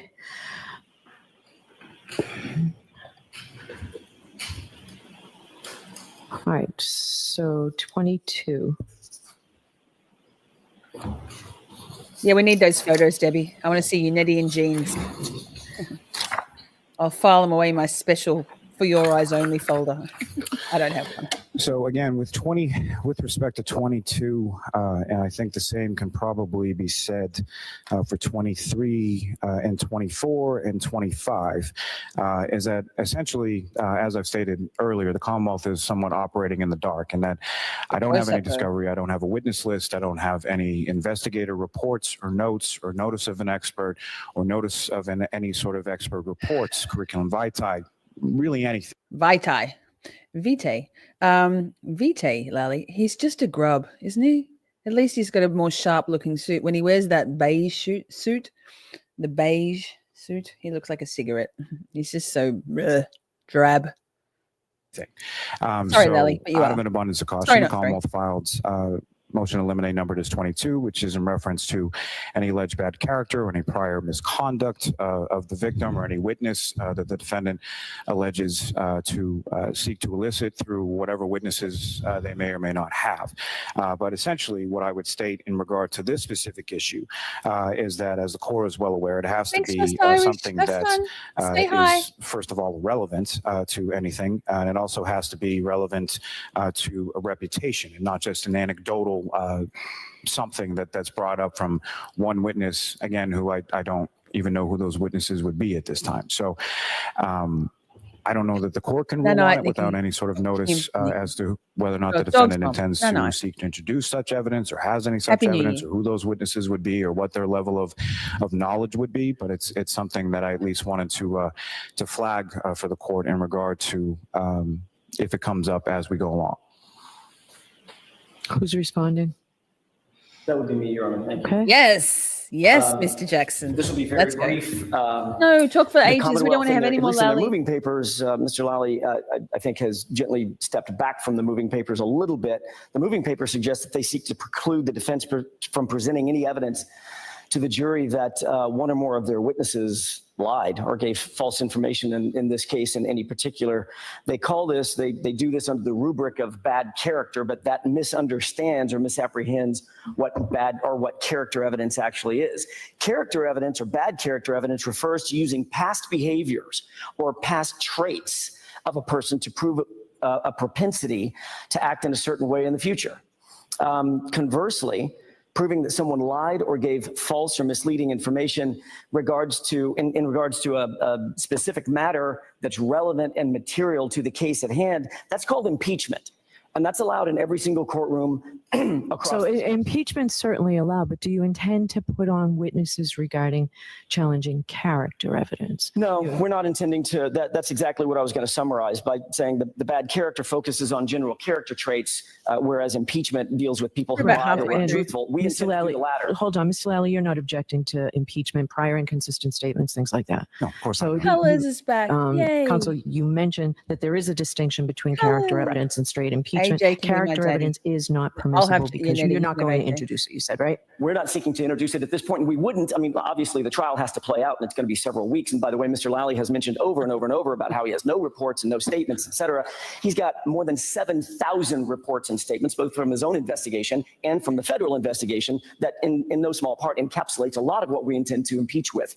However, as I stand here today, I can report to the court that we don't intend at this juncture to put on bad character evidence. We don't know what that might look like. But if we did, obviously, I know the rules. I would give the Commonwealth due notice and the court notice before we went that direction. All right, so 312, Mr. Clerk, is allowed. If you need to readdress that, defense counsel, you need to file a motion. Okay, so 312, Jim, is allowed. Poor Karen.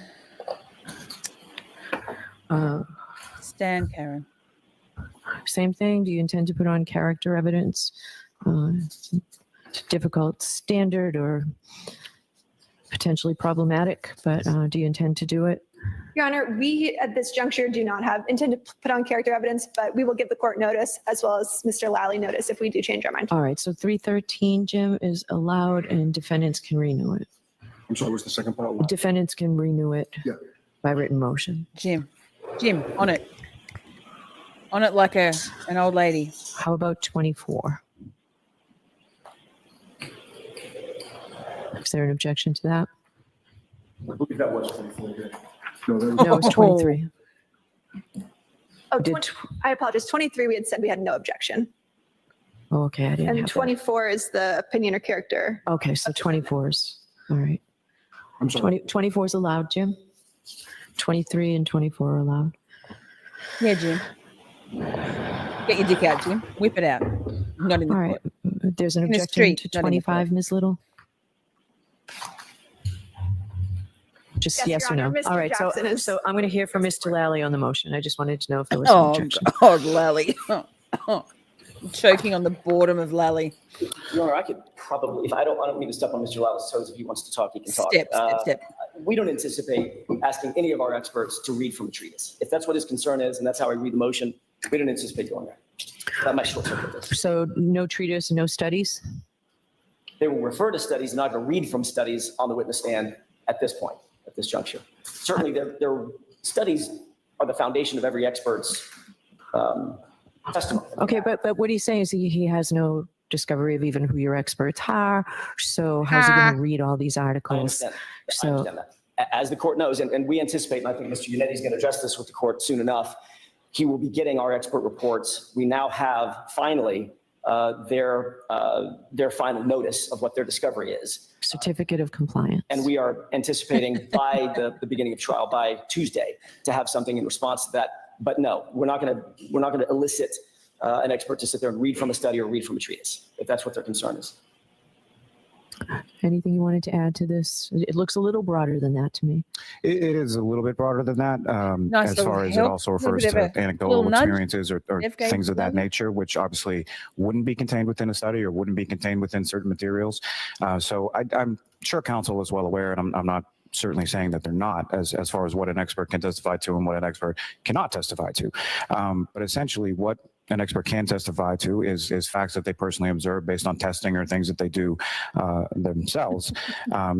Facts in regard to things that are in evidence or things that the counsel reasonably expects will be put into evidence. But the studies themselves, any sort of anecdotal experiences that they may have had, or any sort of scientific literature is not something that is permissible to be admitted as an exhibit. So if that is something that they seek to talk about, the Commonwealth would submit that that's improper. You know, what they did in this particular case, sort of what their baseline of experience is, what their baseline as far as their educational background in Pretty order to curved. form I some love sort it. of opinion based on the facts as the jury finds them Oh, is certainly Lally. fine. But making any reference to because it happened in this study, it must be true in this case is something that's simply not permitted. Okay. If I may, just briefly. Please, yes, Mr. Jackson, please. Mr. Lally uses the phrase anecdotal experience. That's the first time I've ever heard that in this context. I don't know what he means by that. But if what he means by that is bringing into court something that the expert has done or experienced or has experience with, and then relating that back to his opinion or her conclusion, isn't that what he's suggesting Mr. Whiffen do with his in-court experiment? That sounds like an anecdotal experience. But that's just me. I think we have to take this on a case-by-case basis and figure out what the experts are going to say. I don't know what anecdotal experience means. So I can't really defend against that because story I put experience. hundreds, I if not heard thousands of something. experts on the stand. I don't know that I've ever asked, can you tell the jury what your anecdotal experience is with fill in the blank? So I'm not sure what and I'm not being glib, I just don't know what that means. So I don't know that the court can adequately rule on it. I think this may be something that we wait until So let's get the list of the experts. Take a look at the Commonwealth's the defendant's expert discovery to you, and you can raise it again. He's so clever. Thank you, Your Honor. Thank you, Your Honor. Masterful. AJ is masterful. So, Jim, let's say good no action Lord. taken. Jim, no action taken. Just keep your dick in your pants, Jim. I love knowing that about Jim.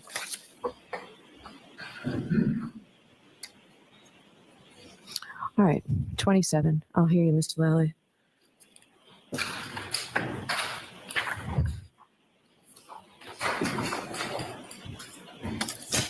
Oh, God, more Lally. I'm so sorry, chat. So, Your Honor, this motion eliminates in reference to prohibiting reference to any federal investigations conducted by the Like U.S. Attorney's butter. Office Butter. or the Federal Bureau of Oh my God, too Investigations. close. Too So much to this Lally. point, the U.S. Attorney's Office has publicly confirmed that at no time has the U.S. Attorney's Office named any person or entity as a target. So any sort of reference to, and essentially what they've stated throughout the course of, and I know the court has had a chance to review those materials, but what they state is essentially their investigation into some unnamed criminal activity or some unnamed crime or there's nothing specific to any specific person or entity that is contained within those materials. So what the Commonwealth is submitting is that any reference to the fact that those things occurred is What is he therefore talking about? unfair, essentially biases God. against one side or the other based on I can't listen to him for more than about a minute without having to stop. Poor Mr. Reed in the background is looking equally. It's like, oh, stick a fork in my eye. It would be less painful right now. Lois says, I doubt Lally enjoyed his Christmas unless he got a big carton of whatever he smokes, Marlboros, whatever. I don't even know. I don't smoke. I vape. That, and it really has no relevancy. As far as making reference to, if counsel at some point, either side wants to make reference to testimony or statements, reports, Hi, things of that Mr. nature Mead. that were Good to provided see you. in the course of I don't know how to that do that. discovery pursuant to the TUI. Obviously, that's perfectly permissible, but it also can be done without making reference to where that item came from. As far as Jim, you testified put your previously dick in away and relation zip it to up. some investigation on such and such a date. You spoke to a law enforcement agent on such and such a date, and you said this. So if it's needed for those kinds of reasons, as far as impeachment and whatever, that's obviously perfectly permissible. But any reference to that in front of the jury, Your Honor, is something that the Commonwealth would submit is simply impermissible and irrelevant to the facts as they pertain to this case. So for those reasons, the Commonwealth would ask that this motion be allowed. Is there an objection to this? There is. Michelle. Yes, there's an objection. Let's go. Your Honor, the Let's go, Commonwealth's AJ. position can be basically summed up in their moving papers with the following sentence that they drafted. The proceeding would be unfairly prejudiced if the defendant is permitted to rely on the mere appearance or existence of a federal investigation, especially where the investigation was shaped and influenced by the defense. First of all, the defense does not and did not shape or influence any federal investigation. The federal government is more than capable, Your Honor, and I think the Commonwealth knows this, of making its own decisions and about its own investigations. Second, and just as importantly, the Commonwealth cites no authority whatsoever that stands for the proposition that the mere mention of a federal investigation prejudices state court proceedings in any way, shape, form, or fashion, and that's because there is no authority. That authority does not exist. But most importantly, and this is critical, it is going to be critical to give the trier of fact, this jury, the proper context in which every one of the statements or every bit of the evidence is presented and how it came to light. It's essential for the jury. How are you going to do that? How do you propose it? Is somebody from the U.S. Attorney's Office on your witness list to come in and talk about it? There are federal agents. No.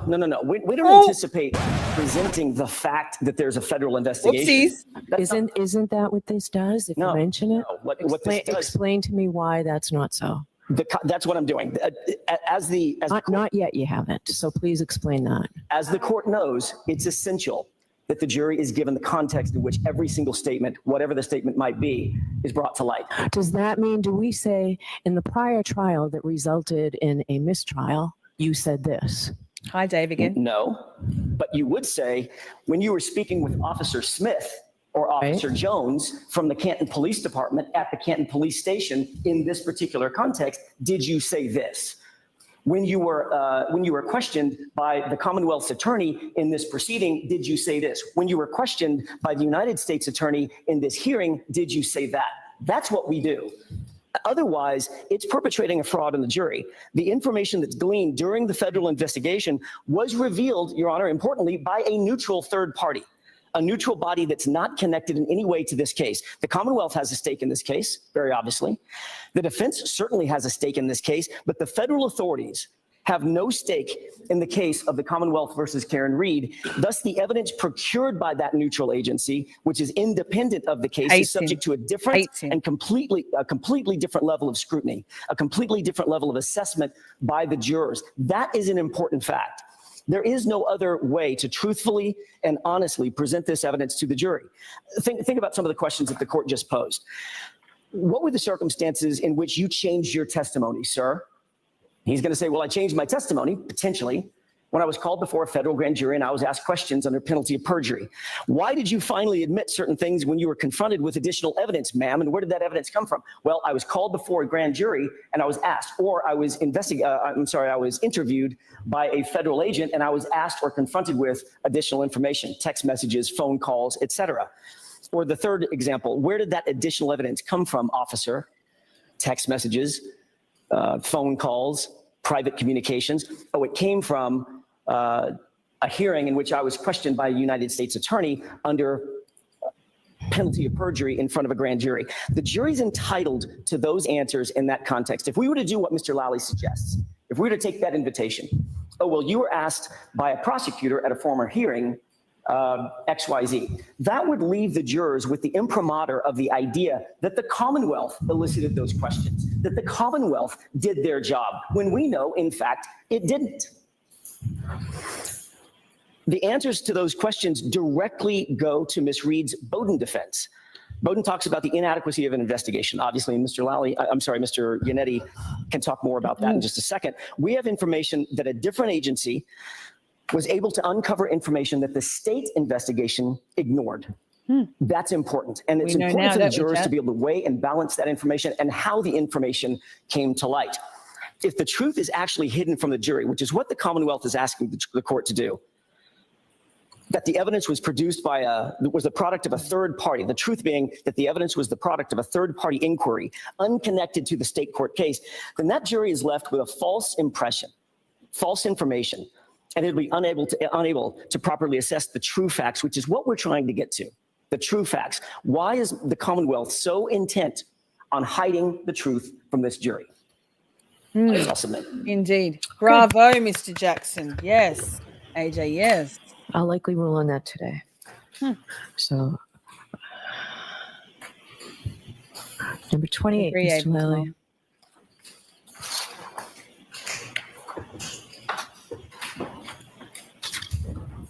Free my boy Billy Tibbetts. Thank you, Aaron. So, wait, again, I don't understand. similar to the motion previous to it. Why are there people on Zoom? Is there an attorney appearing on Zoom in this? Sorry. Is there an attorney? Why is there someone on Zoom that can just say free Billy Tibbetts? I don't get it. It's so funny. Like, I get the last one because Kevin Reddington was not in court and had to appear to represent Jennifer McCabe. But why now? Chat, do we know? Who knows? Anyone? Free my boy Billy Tibbetts. The Commonwealth is not seeking to hide anything from the jury. What the Commonwealth is simply seeking to do is ensure that whatever information that's provided to the jury is actual admissible and relevant information and not the product of rank speculation. So this motion is seeking to prohibit reference to any pending internal affairs investigation or unfounded allegations of misconduct. And really, primarily what we're talking about here is any sort of internal affairs investigation related to Trooper Proctor and the 20-something-year-old civil case, which resulted in no findings of liability that was referenced by counsel in their Correct. motion to dismiss Thank with you. reference to Sergeant Lank of the Canton Police Department. Under the case law, including McFarland and Graham, the most recent case law, what they essentially attribute is that those types of information, when there is no finding of liability, there is no Probably, sustained Patricia. finding of misconduct, there is no findings of liability by the party at question. Oh my God, that is Lally. simply not admissible. Jesus, Lally. Thank you, LA. So everyone's telling me, thank you, chat. That was press on the Zoom, and LA says the Superior Court always has a Zoom feed. Interesting. But couldn't they have told which person on the Zoom, which account was the offending party and like muted them or something? I don't get it. Why did surely I don't get it. It's so funny.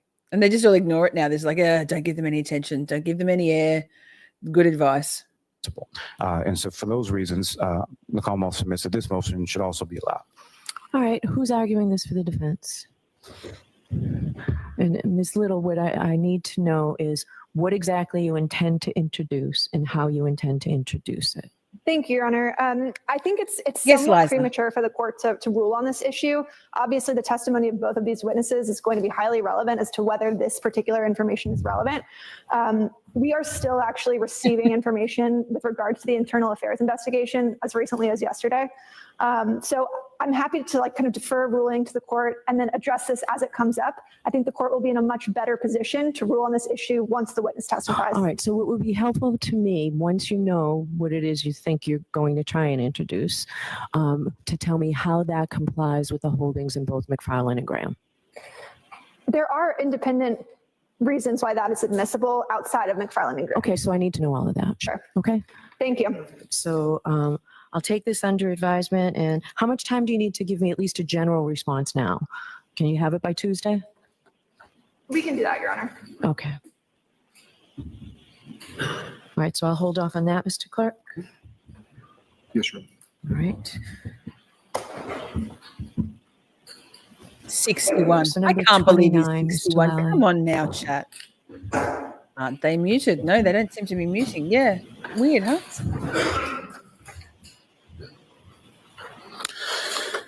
So this motion, Your Honor, Oh, is essentially God. entitled Sorry, motion to chat. eliminate for advance notice if Oh. defendant intends to cross-examine any witness about alleged bias and request for a pretrial ruling on whether proposed evidence demonstrates a plausible showing of alleged bias. So I've got the speed on 1.1. Notice how fast he's whizzing through this. Interesting, huh? He knows what he has to say, our Lally, and he wants to get it all out because it's all fucking bullshit. Commonwealth is not stating that there are no statements, The as the court is date well aware, is- that could be interpreted to reflect The 16th of April this year. bias and could be used by counsel in cross-examination. What the Commonwealth is not suggesting, and bless you, is for any prohibition on any statements whatsoever. What the Commonwealth is seeking here is a ruling as to what precise statements the defendant seeks to introduce in regard to that, so that the court can make a ruling prior. So, Paul, no, that's happening in the court feed. The previous pre-trial motions hearing, which was, I think, on the something of March. We did it in the last stream. The same person was calling it out much louder. It was very disruptive, and court was sort of tittering, and the gallery was laughing a bit, and the attorneys were taken aback by it. And then today in this hearing, they're just like, oh yeah, this guy, this fucking clown. And Jim's like, I love this guy. What if he gets his dick out? What if Billy Tibbetts gets his dick out in the street? To the witness testifying before the jury as to exactly what's in play and what is going to be admissible and what's going to be allowed, as far as obviously it's not a perfect world, and if a witness were to answer something in a way that would Absolutely, then Laurie. open the door for further material to come in, that's understandable. But at least a preliminary showing as to exactly what the defendant submits are the statements they wish to introduce in relation to this issue. I'm just going to pause there for a second. what the fuck said, did Taryn take over your channel? Yes, I don't know. Sometimes Taryn's backstage in StreamYard for me, in case for those times when I mute myself, and she could push the "you are unmuted" button to note alert me to my muting. I am not muted yet today, but there's still plenty of time. And I'm not sure. Sometimes it does a glitchy thing where it'll give the other person who's backstage put their avatar onto mine. I'm fine. Taryn's a good 10 or more years younger than me, and if I get to look like Taryn, I'm happy with that. And it's just keeping you on your toes, chat. Isn't the defendant given broad range and cross-examination as to bias? Yes, and that's why I indicated early on that I understand that. Oh, Lally. Yes, Dave Channel. It's become apparent. Chat has alerted us, LA and Jim Court Clown, clerk Clown. Oh my God. That apparently Jim the court clerk was drunk, driving under the influence of alcohol, and hit an elderly lady in the street with his car. Obviously, driving drunk, fancy that, and then proceeded to whip his dick out in the street and piss in the street. And apparently the lady for the last 4 years of her life was miserable because of the injuries incurred by said drunken vehicular accident. And so forever now, Jim will be being asked to put his dick away because, Jim, put your dick away. There we go. What does this say? Mr. Meathook, thank you so much. First things first, before I read it, I think probably we need to say this. I'll take any motherfucker's money if he giving it away. Shit. Thank you, Jim. Jim had his DUI arrest broomed. Just another player in the corrupt boys network. Well, that's no surprise at all, is it? Yikes. Yes, Dave's channel, yes. So anyone whose name is Jim, or perhaps anybody with a dick, keep your dick in your pants at all times when in public. Please and thank you. But gyms, all the gyms particularly. There is some that there certainly is some areas that under the law, whether or not they're true or not, are able to be explored as far as cross-examination is concerned. But what this motion simply seeks to address is there are restrictions to that. It's not unfettered. It's not, just anything and everything that they could possibly think of or say as far as accusations go. Is there any particular type of testimony you're concerned about? All of it. Anything that's in like particular that you say they should not be permitted to go into, based on what we've heard throughout the pendency of this case? Is there anything? And I'm reluctant to tie the defendant's hands in any way on cross. Fumes. The thing with a fume is I got a fume when I thought I had to quit vaping, and then I'm like, never, I'll vape until the wheels fall off. The problem with fume, in my opinion, is that there's no good flavors. I like a really sweet vape. All my vapes are super sweet, like Black Forest, blueberry, raspberry, bubblegum, and fume. Oh, it's just such a head fuck. And you're like, okay, this is fine. I'm getting some flavor. It's fine. But the flavor you get is fucking rank, man. Yikes. Anyway, sorry, sidebar, vape talk, fume talk. Examination without knowing exactly what it is you think is improper. Okay. And what I would do, Your Honor, what I would suggest is similar to the other motions that we spoke of before. I can provide a supplemental with more specifics as to what the Commonwealth's concerns are. Okay. If the court would find that helpful. Yes, I can't rule on this as is. So is there any objection to that, Ms. Giannetti? You're nodding. No, I think that makes sense. Okay. It was Ms. Little's motion. Oh, I'm sorry. I saw you nodding. I don't want to step on her toes. No objection to that, Your Honor. Okay.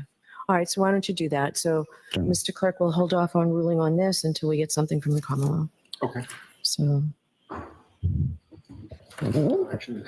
Commonwealth will clarify. Lally's like, fuck, I need a ciggy. Right. And then no action taken. Hi, Chrissy. I'm not sure. We can't follow. Minty vapes. I don't love the minty ones. I like them sickly sweet, like taste like candy. Yum. Strawberry watermelon. These very nice. Very All nice. right, so as you know, third-party culprit and Bowden are often argued together, often presented together. Why don't we just deal? The licorice one I quite like. It's very licoricey. You just get like, by the end, you're like, licorice. But it's It's a good idea. Those fumes, very expensive. Jesus Louises. And ultimately, what I want is the vapor, and there is no vapor. It's such a mind fuck. Oh. Deal with the Flavored air. Thanks. two motions together. So Commonwealth side, you're number 30 and 31, Mr. Lally. Mr. Yannetti, you arguing both? Does it make sense to sort of keep them together? I agree that they should be kept together. Yeah.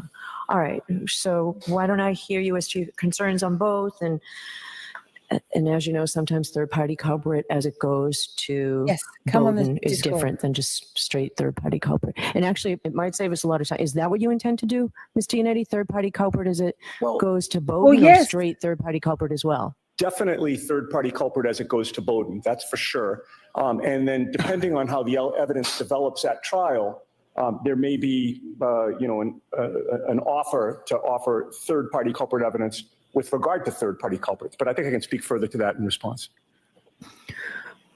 Mr. Lally, go ahead. You can argue these however you want to argue them. Oh my God, And don't argue I them. would argue them sort of in that vein, Your Honor. So understanding that based on the state of the evidence, Oh my God. as I anticipate it to be, and in any case, regardless, I think a defendant in any criminal case has a much better shot, essentially, at getting evidence in regarding to Bowden as sort of a backdoor through, as to third-party culprit as sort of a backdoor Just through ignore him. a Bowden Great. defense. So what I'm primarily concerned with, Your Honor, is motion to eliminate number 30, because as the court is well aware, there have been a number of theories of speculation, rank speculation, opinions, Rank speculation. without any evidentiary support, names of certain people that have been dropped at this microphone by counsel at different pretrial hearings, murderers. who are not witnesses, who have nothing to do with this case, who don't know anything about this case, who counsel when they said those names and sort of dropped those, whatever they supported to be facts, knew that they had nothing to say and nothing to do with this case. What I'm concerned about is whatever is acceptable as far as believability when it comes to arguing things in pretrial motions, shouting things from courthouse steps, or bandying about on Twitter is not what we Banding about on Twitter. And so now it is a time where counsel is going to be relegated to what is actual, admissible, relevant evidence. And what I'm asking for in this motion Like the is Sullivan for sisters, the or defendant through her counsel to actually provide any admissible or relevant evidence that pertains to third-party culprit, which to this point they have not done.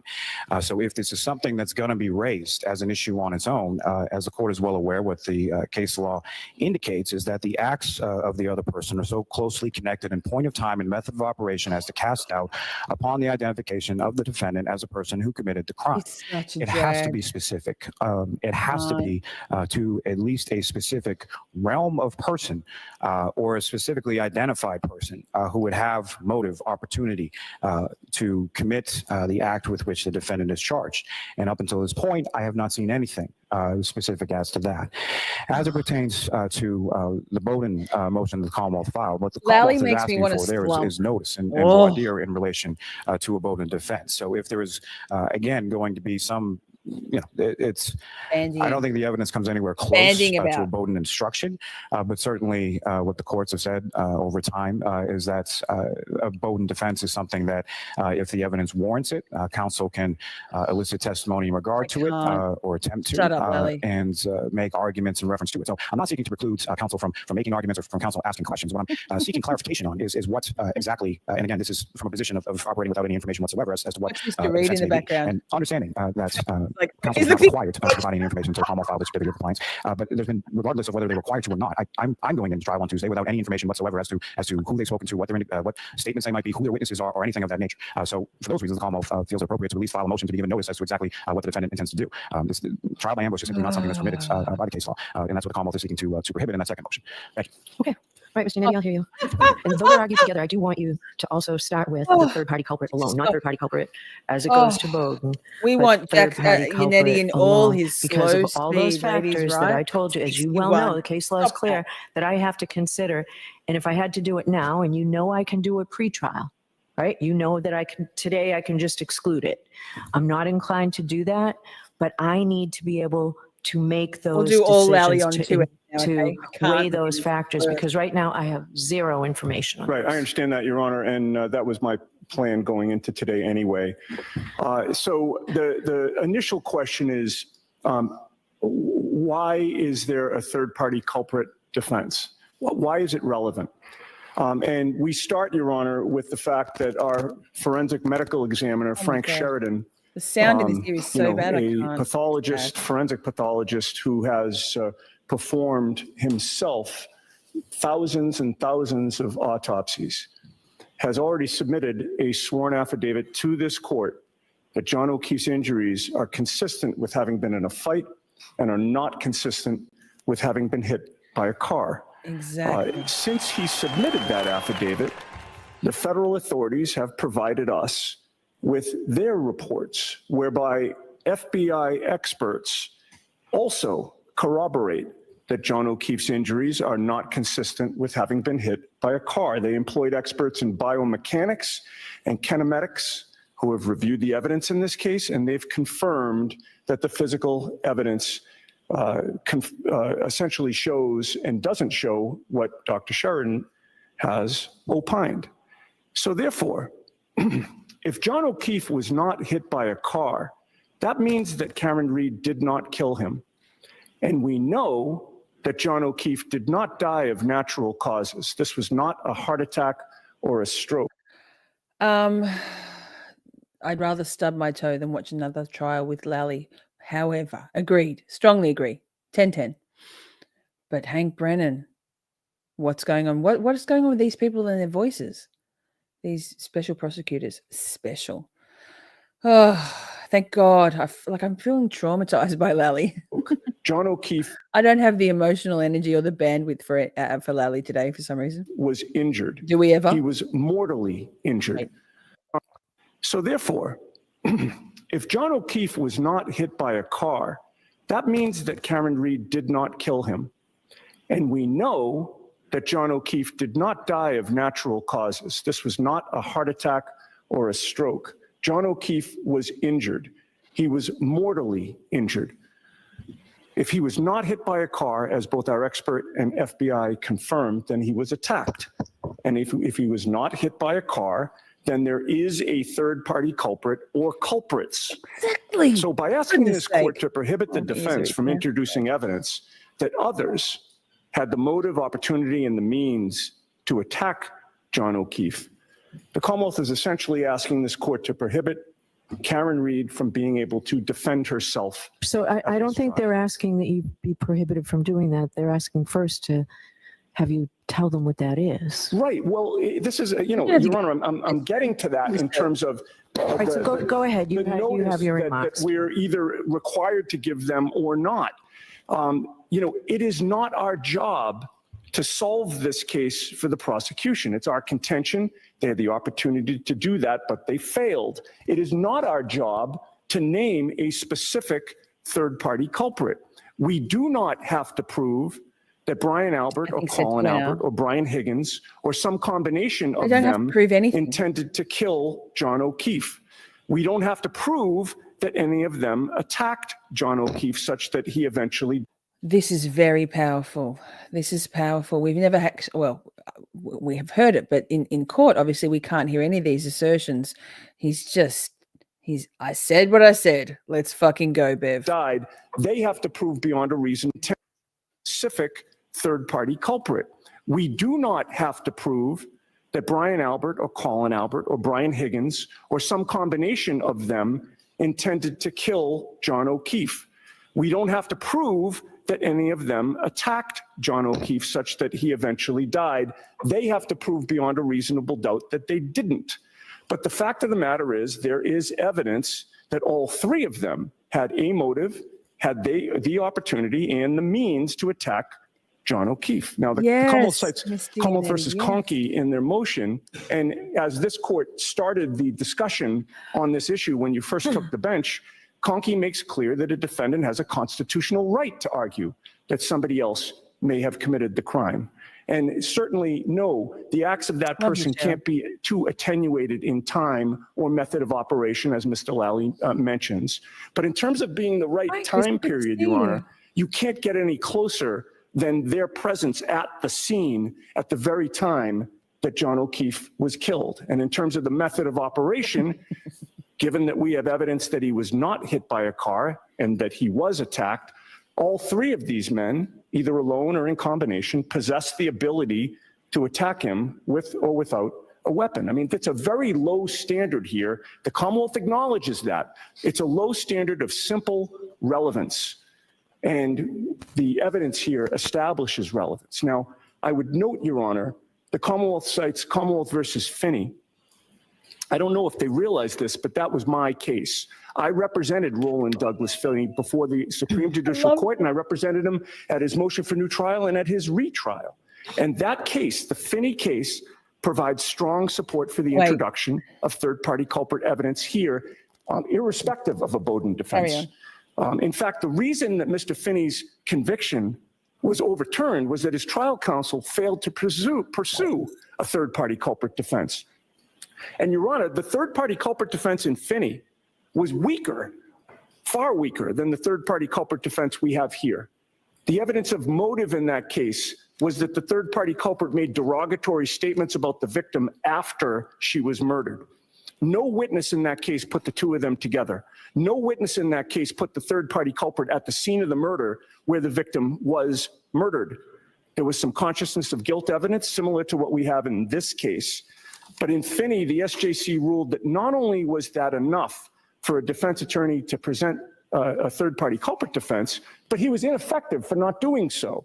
And as the court has also touched upon, Bev doesn't want to hear it. The SJC found that on the basis of that third-party culprit evidence, which is weaker than what we have here, there were substantial connecting links between that third-party culprit that justified the admission of hearsay in that case. And I want to make it clear, we're not looking to introduce any hearsay statements, so we don't need substantial connecting links here. Now, Your Honor, I could go through with the court the specific evidence we have with regard to motive, opportunity, and means with regard to the three Commonwealth witnesses that I've named. So go ahead. Happy to do it. Yes, he's happy to do Starting it. with Brian Higgins. He was present at 34 Fairview Road on January. I'm going to mute myself. Taryn, be on alert. I'm going to mute myself to eat my cheese so you don't have to hear me chewing. We'll listen to you, Nettie. I'll try not to interject, which means I'll try not to forget that I'm muted. And I'm sorry in advance, but we are professionals. Carry on, Mr. Yannetti. January 28th to 29th. He was close friends with the homeowner, Brian Albert. He had a prior romantic interest in Karen Reed. He did not expect Karen and John O'Keefe to be at the Waterfall, that bar, on January 28th. Karen Reed did not greet Higgins, despite the fact that they had previously exchanged flirtatious texts and that she had been at his apartment one evening, although there was nothing that took place between them any more than a peck of a kiss. At the Waterfall, Higgins does not engage with John O'Keefe. He does not say goodbye to John O'Keefe and Karen when he leaves, but before he leaves, he texts Karen, and that text was something to the effect of, well, with a lot of M's. We know that there was a preservation order from this court, your predecessor, Judge Krupp, to preserve his cell phone, and that Trooper Proctor gave him an edict an order to serve on Brian Higgins, and he left it at the front desk of the Canton Police Station for him. And that Higgins, we learned through the federal investigation, Higgins became angry, demanded that Proctor come back, and he essentially upbraided him and read him the riot act, which shows a little bit about Higgins' personality. At the end of the night, everyone discussed going back to 34 Fairview. And when he gets back to 34 Fairview, he texts not Karen, he texts John O'Keefe at 12:20 a.m. He testified before the federal grand jury that he— Sorry, I have to pause to say that is fucking outrageous, Laurie Marie. The stepfather with whom I am currently living has 6 packets of his type of cheese in the refrigerator, but he ate all of my cheese. Laurie Marie, we are outraged. No, wait, we are outraged. The fucking hide of that person. Ugh, rude. He had no knowledge that they had been invited to 34 Fairview, but that is contradicted by this text message. And the inference is that he was coaxing John to come to that house. And, you know, we're not saying this gives him a motive to kill John, but we don't have to show that. Any motive to feel hostility or animosity towards John O'Keefe goes to his motive. And Your Honor, keep myself muted. when Brian Higgins and Brian Albert are in that house, they're the only two people who are unaccounted for when the rest of the group was in the kitchen. And they claimed that they were looking at photographs together. And we have evidence that they were in the basement. We believe that Brian Albert made a mistake before the state grand jury by testifying they went upstairs to look at photos. Brian Higgins says unequivocally that the only place the two went was into the living room to look at photos and military ribbons, whatever they were looking at. Brian Higgins did not know that Brian Albert had said they went upstairs. And he also testified he had never been upstairs at Brian Albert's house in his life. That means that if Brian Albert said they went upstairs, they're coming up entered the chat from the basement. And before Colin was in the house. 34 Fairview, Brian Higgins testified he was parked right in front of the mailbox. He would have had to have walked by where John O'Keefe's body was. His headlights when he got in. Thank you for being here, NH Dude. Thank you for your gifted memberships. Always lovely to have you in the house. Lally put me to sleep. Yes. Sweet dreams. Please don't dream of Lally the cigarette. If anything, dream of cheese. Cheese is only ever dreamy, right? Unless it's a nightmare where someone takes all your cheese or you buy ham instead of cheese. Oh my goodness. Oh my goodness. Hopefully we'll see you tomorrow night for just, even if it's a quick pop into chat for New Year's Eve stream. It's a shorty New Year. I think we're going to start at 8 Eastern tomorrow night. Just going to hang, shoot the shit, talk about cheese, talk about vapes. Hopefully not talk about Lally at all. But thank you and sweet dreams. His vehicle would have been illuminating where John O'Keefe's body would have been in the yard if it were actually there. So how does he not see it? He then goes back to the Canton police station at 1:30 in the morning after leaving 34 Fairview. He claimed to do some administrative work, but then he admitted to the federal grand jury that he was there to move his car because of the upcoming snowstorm. Not of the This Norries. suggests that he was fabricating a reason for going back to Canton police to establish. Mr. Yannetti, I feel your pain with the throat clearing. Just be warned, chat, when I have cheese, I end up getting some need to clear my throat. Hopefully not today, but you know, I was thinking recently, imagine how stressful it would be as an attorney, particularly on a televised trial, if you suddenly had a coughing fit or you choked on your own spit, because I choke on just nothing all the time because I'm just a delight. Imagine you'd have to be really relaxed in your throat. So you couldn't be nervous, because if you're nervous and you're tense, you're more likely to choke on like nothing or start coughing. I think about these things often. An alibi for himself. He was asked several times at the federal grand jury if he had any conversations with anyone before he went to bed. And when was he notified that John O'Keefe was dead? In the morning, he said. Paul, he testified under the pains and penalties of perjury that he had absolutely no contact with any person that night for any reason whatsoever. Yes. But he apparently was surprised that the federal authorities had subpoenaed his phone records, and he had. Georgia, 6 Eastern for the folks on the east coast of the states. It'll be midday our time, Sydney time. To admit, tomorrow. And he did admit under oath he made that 2:22 a.m. phone call around the same about 5 minutes before Jennifer McCabe is Googling how long to die in the cold, about 8 minutes before Brian Loughran, the plow driver, first drives by the house and sees nobody at all. And the next morning, Brian Higgins, the first person he spoke to was Brian Albert. I'm going to stop you for a minute. Fucking muted. Hi, Kim. I think we need a break, Madam Court Reporter. Muted. We need a break, Madam Court Reporter, and I was How muted. much longer do you think you have with this, Mr. Yannetti? How many more pages or how long? Yeah, I've got about, in terms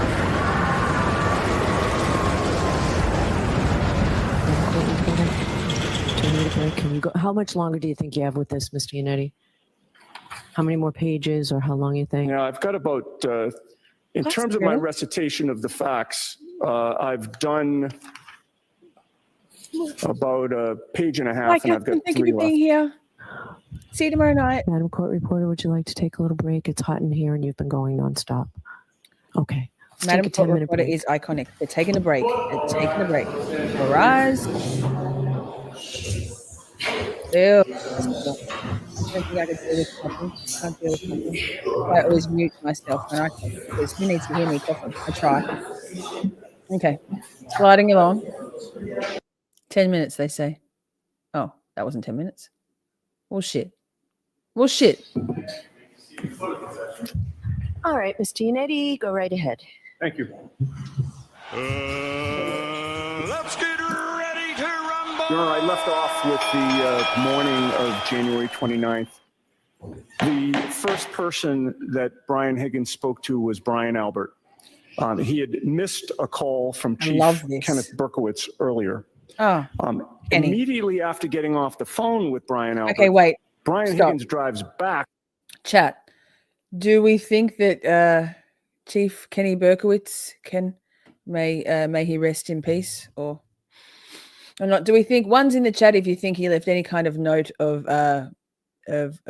guilty knowledge, anything? One's in the chat if you think yes. Two's in the chat if you think hell no. Secrets to the grave, huh? Back to 34 Fairview, where he has a meeting with just about all the witnesses in this case: Brian Albert, Julie Albert, Jennifer McCabe, Matthew McCabe. And immediately after that friends and family meeting on his day off, which is a Saturday, he returns to the Canton Police Department, where he speaks with all of the first responding officers who had anything to do with this case. So this is a quote unquote witness accessing and communicating with all the first responding officers, we would argue monitoring what they're doing in regard to the investigation.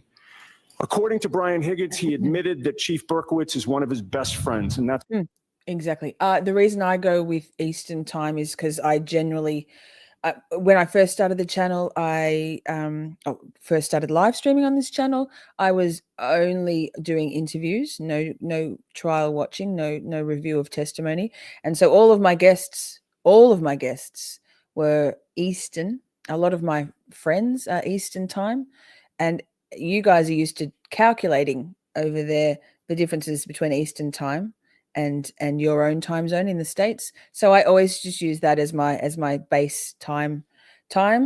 And then I try to, when I'm like promoting these live streams, I try to give an Australian Sydney time equivalent. It gets confusing when new people that I'm communicating with, like new guests or whatever, I'm like, no, I only ever talk in US Eastern time.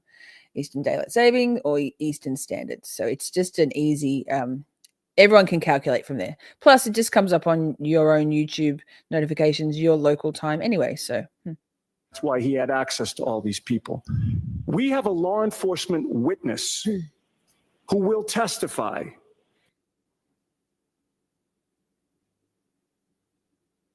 With Karen Reed. Whew. Okay, court feed. Maybe Billy Tibbetts has something to do with that. We'll wait for it to come back online. Long time. So is this a name that's been in the You can be materials? spicy as much as you want. I'm sorry you're feeling pain tonight. Yes. Is this somebody new? Okay. We've now received video surveillance from the Canton Police Department that shows that there is an interior camera in the Sallyport garage where the car was housed. Are you being funny there, team? Oh, gets me every time. Blog that. I'm just going to blog that. Okay. Stream Elements is our bot that does it's new. Stream Elements is new. Stream Elements gets a wrench, but that's cute. I think we should all from now on say hi to Stream Elements with hearts. I love heart faces, like lovey-dovey. Love that. During the exact time that third-party officer indicates. Yes. Is somebody new? Okay. We've now received video surveillance from the Canton Police Department that shows that there is an interior camera in the Sallyport garage where the car was housed. Hells to the no. But during the exact time that third-party officer indicates that Berkowitz and Higgins were in the Sallyport together, the video mysteriously cuts out for 42 minutes. between 5:08 and 5:50 p.m. And just to be clear here, we never get to see the condition of the taillight when it's brought into the garage. When we do see the car, we see it after Brian Higgins, Chief Berkowitz, Michael Proctor, and Yuri Buchnick have all had access to it. At 5:36 p.m., the car pings that it's arrived in the Sallyport. That's during the missing video. Trooper Proctor, Trooper Buchnick never sees Brian Higgins' phone. They speak with him, and he takes it upon himself to use his own resources, Brian Higgins, within the federal government to ask a friend, Special Agent Matt Kelch, to download only the text messages in his phone between Karen and him and John. And that's it. We have to take his word for it that we got all of them. And we certainly don't have any communications between him and Brian Albert, for instance. On February 10th, when he shows up to his interview with Troopers Buchnick and Proctor, he brings with him copies of the text that he has deemed relevant in their murder investigation. And he hands them the copies of the extraction that he had his friend do. He then calls Matt Kelch the weekend of this. Make sure you're in live chat replay, Kim, instead of top chat. That could be it. Or maybe you're blocked. I don't know. Have you guys had a run-in? It could just be one of those glitchy things. I can't imagine anyone here's got beef with anyone here. Maybe the lurkers have got some beef, but not all the lurkers. There's reasons why people lurk. Anyway, I don't know. You guys need to talk that shit out. Why can't we all just be friends? Oh, no, not again. Did I press pause? Was that me? No. I am. Free my boy Billy Drafts Tibbetts. of the tests, despite the fact that it was done by a friend of his in the federal government. During the federal proffer, Brian Higgins admits that he had been served with a preservation order, and the Commonwealth told him he could destroy his phone despite the order. He then drives to a military base on Cape Cod, opens his phone, breaks the SIM card, and throws the phone away. And he says that he discussed destroying his phone with Brian Albert. Brian Albert also destroyed his phone. We know that, don't we now? Excuse me. No, we ain't got no beef. We ain't got no beef. Beef don't belong here unless it's delicious, medium rare steak, in which case, yes, please. Who's cooking? Chuck it on the barbie. And Brian Albert said that he had received some text that concerns him as an explanation. And after that, Brian Higgins changes his phone number and changes his cell carrier. In short, he was present that night. He had a motive, and there is plenty of consciousness of guilt cover-up evidence with regard to Mr. Higgins. Moving on to Colin Albert.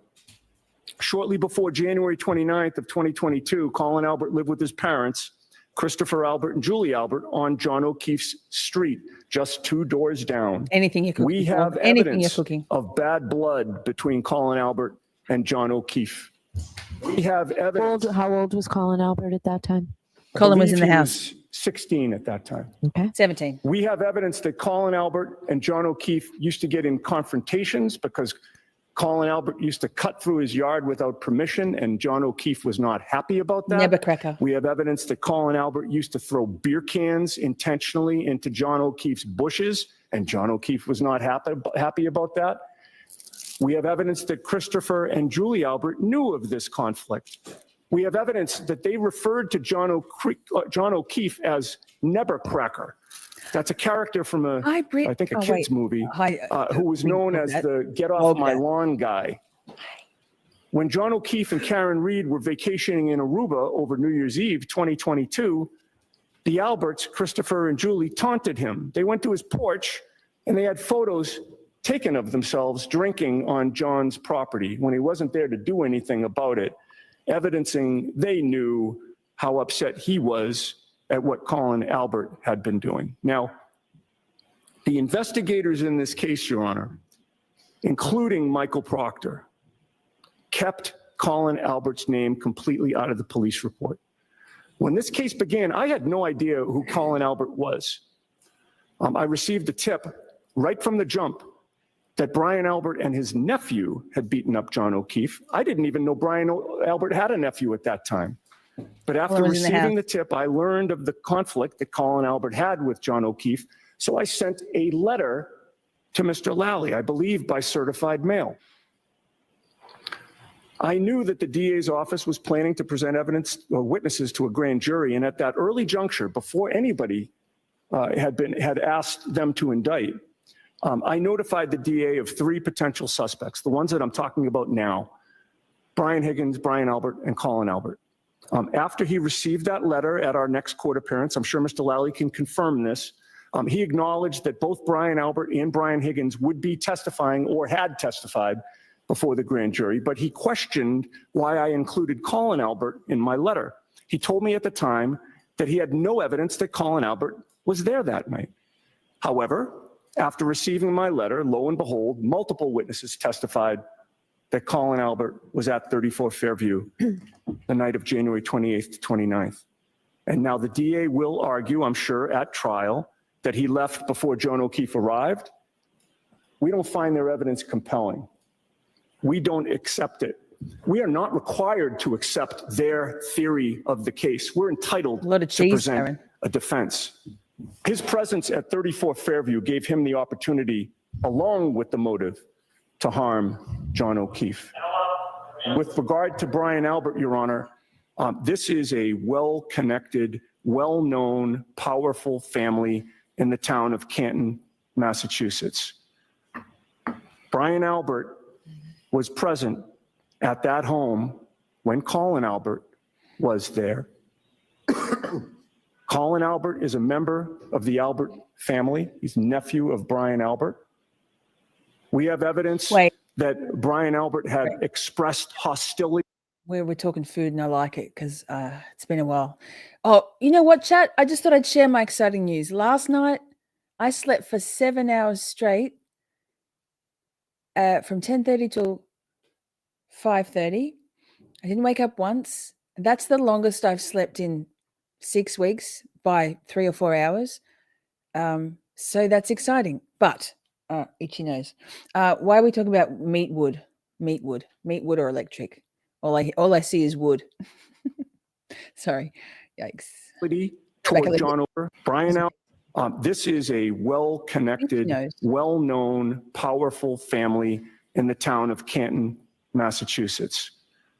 Bingo. Brian Albert was present at that home when Colin Albert was there. Colin Albert is a member of the Albert family. He's nephew of Brian Albert.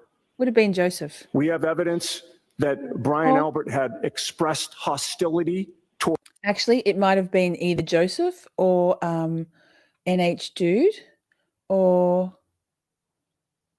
yeah, Joseph or NH Dude. Thank you, Joe, for all those gifted memberships. That's really kind of you. Welcome, new shorties. There are cool members emojis in the chat that you can use. Yay, and you're in green, so I can't see your name until I pull your comment up on screen. So then you're mostly likely, if you're a member, you're even more likely to have your comment pulled up on screen because otherwise I can't see who's saying it. Or John O'Keefe as well. And we know that he initiated a phone call with Brian Higgins at 2:22 in the morning. He reached out to Brian Higgins. And then he picked up the phone when Brian Higgins came back, and they spoke for 22 seconds. And they never revealed any of that to investigators. Again, consciousness of guilt. And perhaps most of all, Brian Albert is a first responder. He is duty bound to help somebody who's in trouble. He was notified that John O'Keefe was in trouble. Brian Albert. Cheryl, don't be ashamed. I think I only watched one of the pretrial motions hearings, and it wasn't even a watch. It was a listen, and it was with Roberta Glass, because I was a moderator for her channel at that time. Yikes.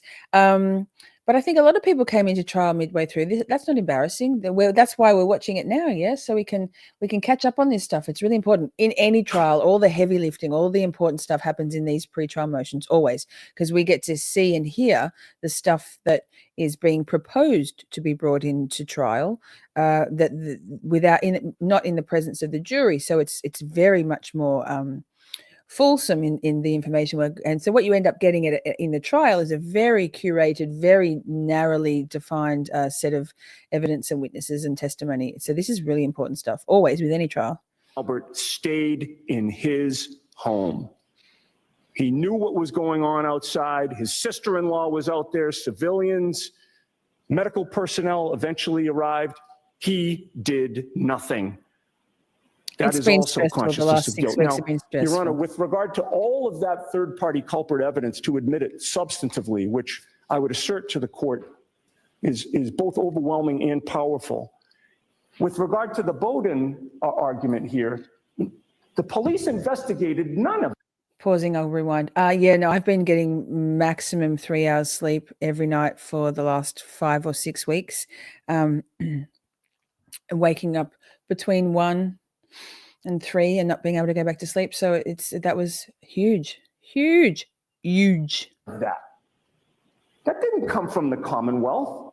They had a complete lack of curiosity as to what was going on in that house that night.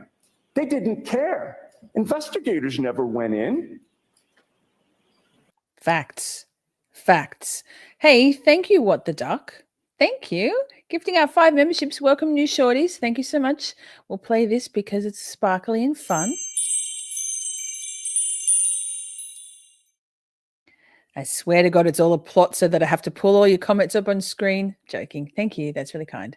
And yay. Let's keep going.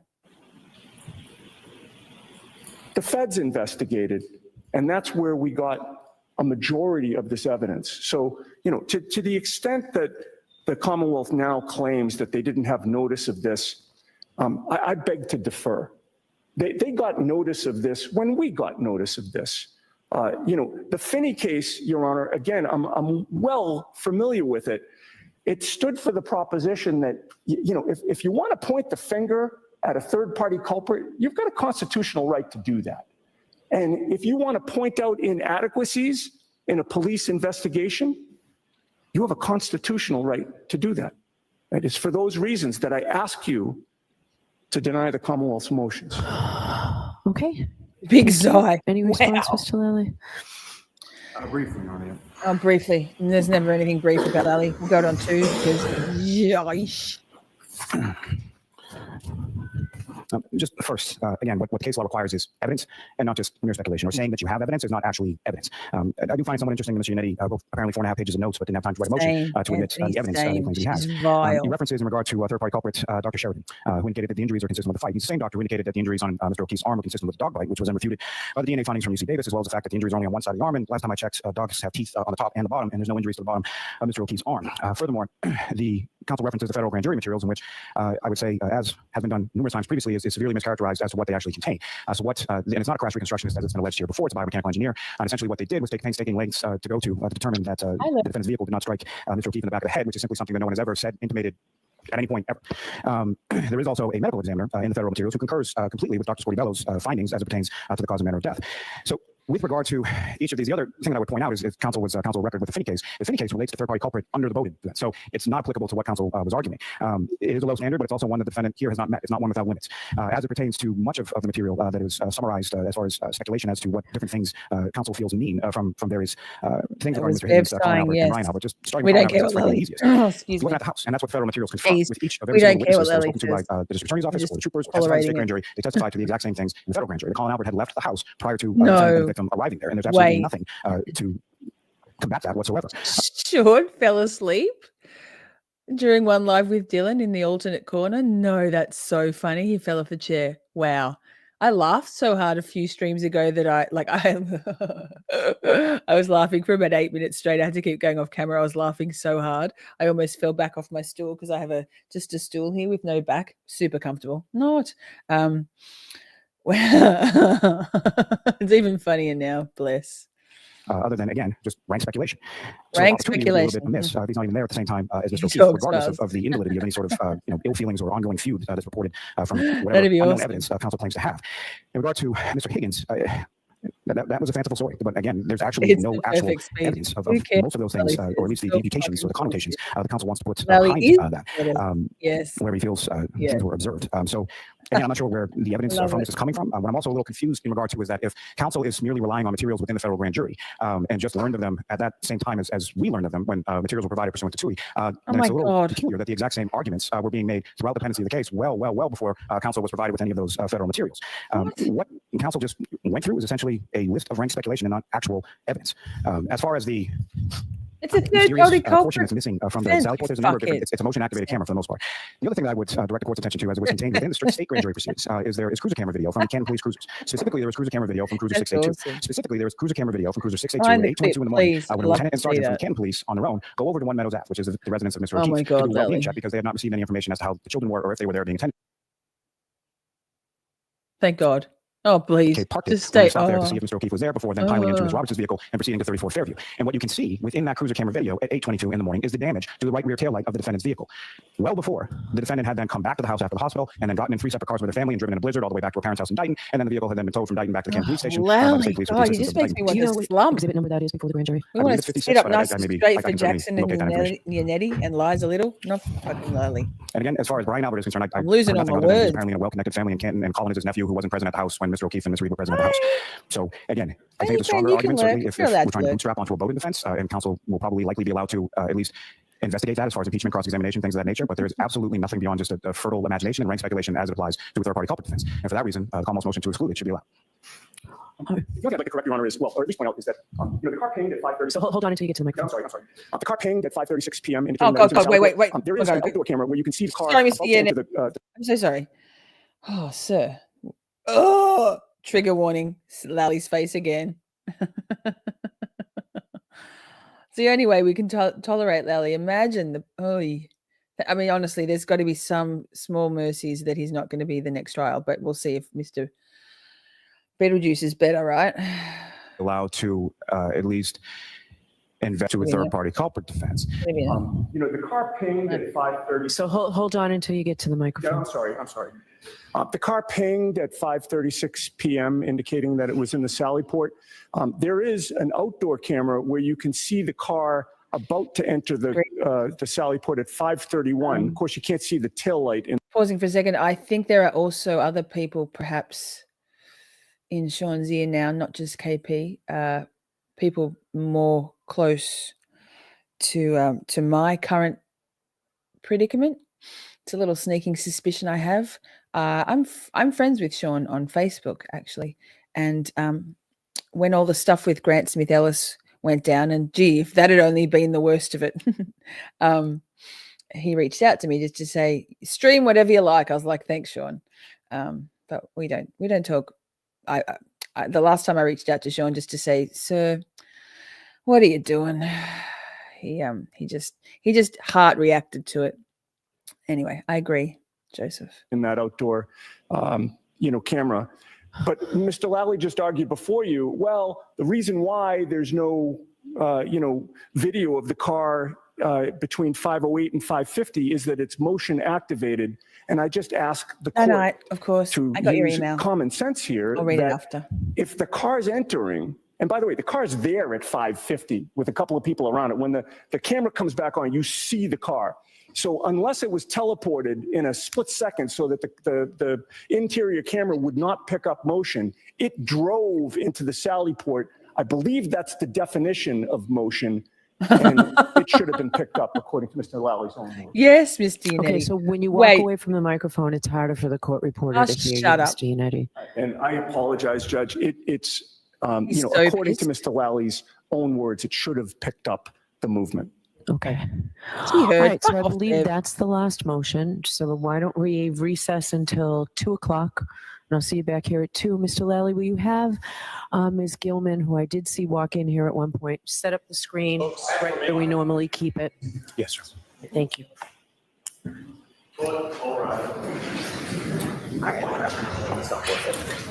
Outrage. You are muted.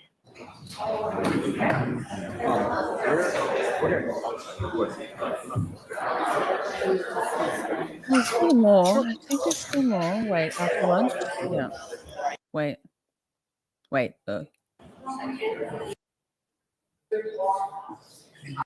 What's he putting in his pocket? What was that?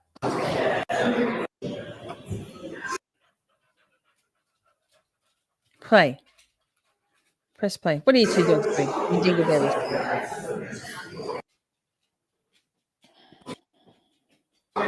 Oh, I missed it again. I want to see what that went in his pocket. Something. Oh my God. He's like, I can't listen to Lally anymore. I'm 61. This is outrageous. He's not 61. I'm sorry. No. I'm just no. I missed it. Close up. Alan Jackson's very handsome too. 61. Come on now, chat. No. Exactly. La, la, la, la, la.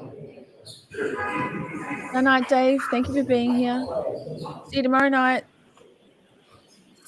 8 Eastern US time. We're just hanging and banging. Oh, Karen, she's so beautiful when she smiles. Oh, she's beautiful all the time.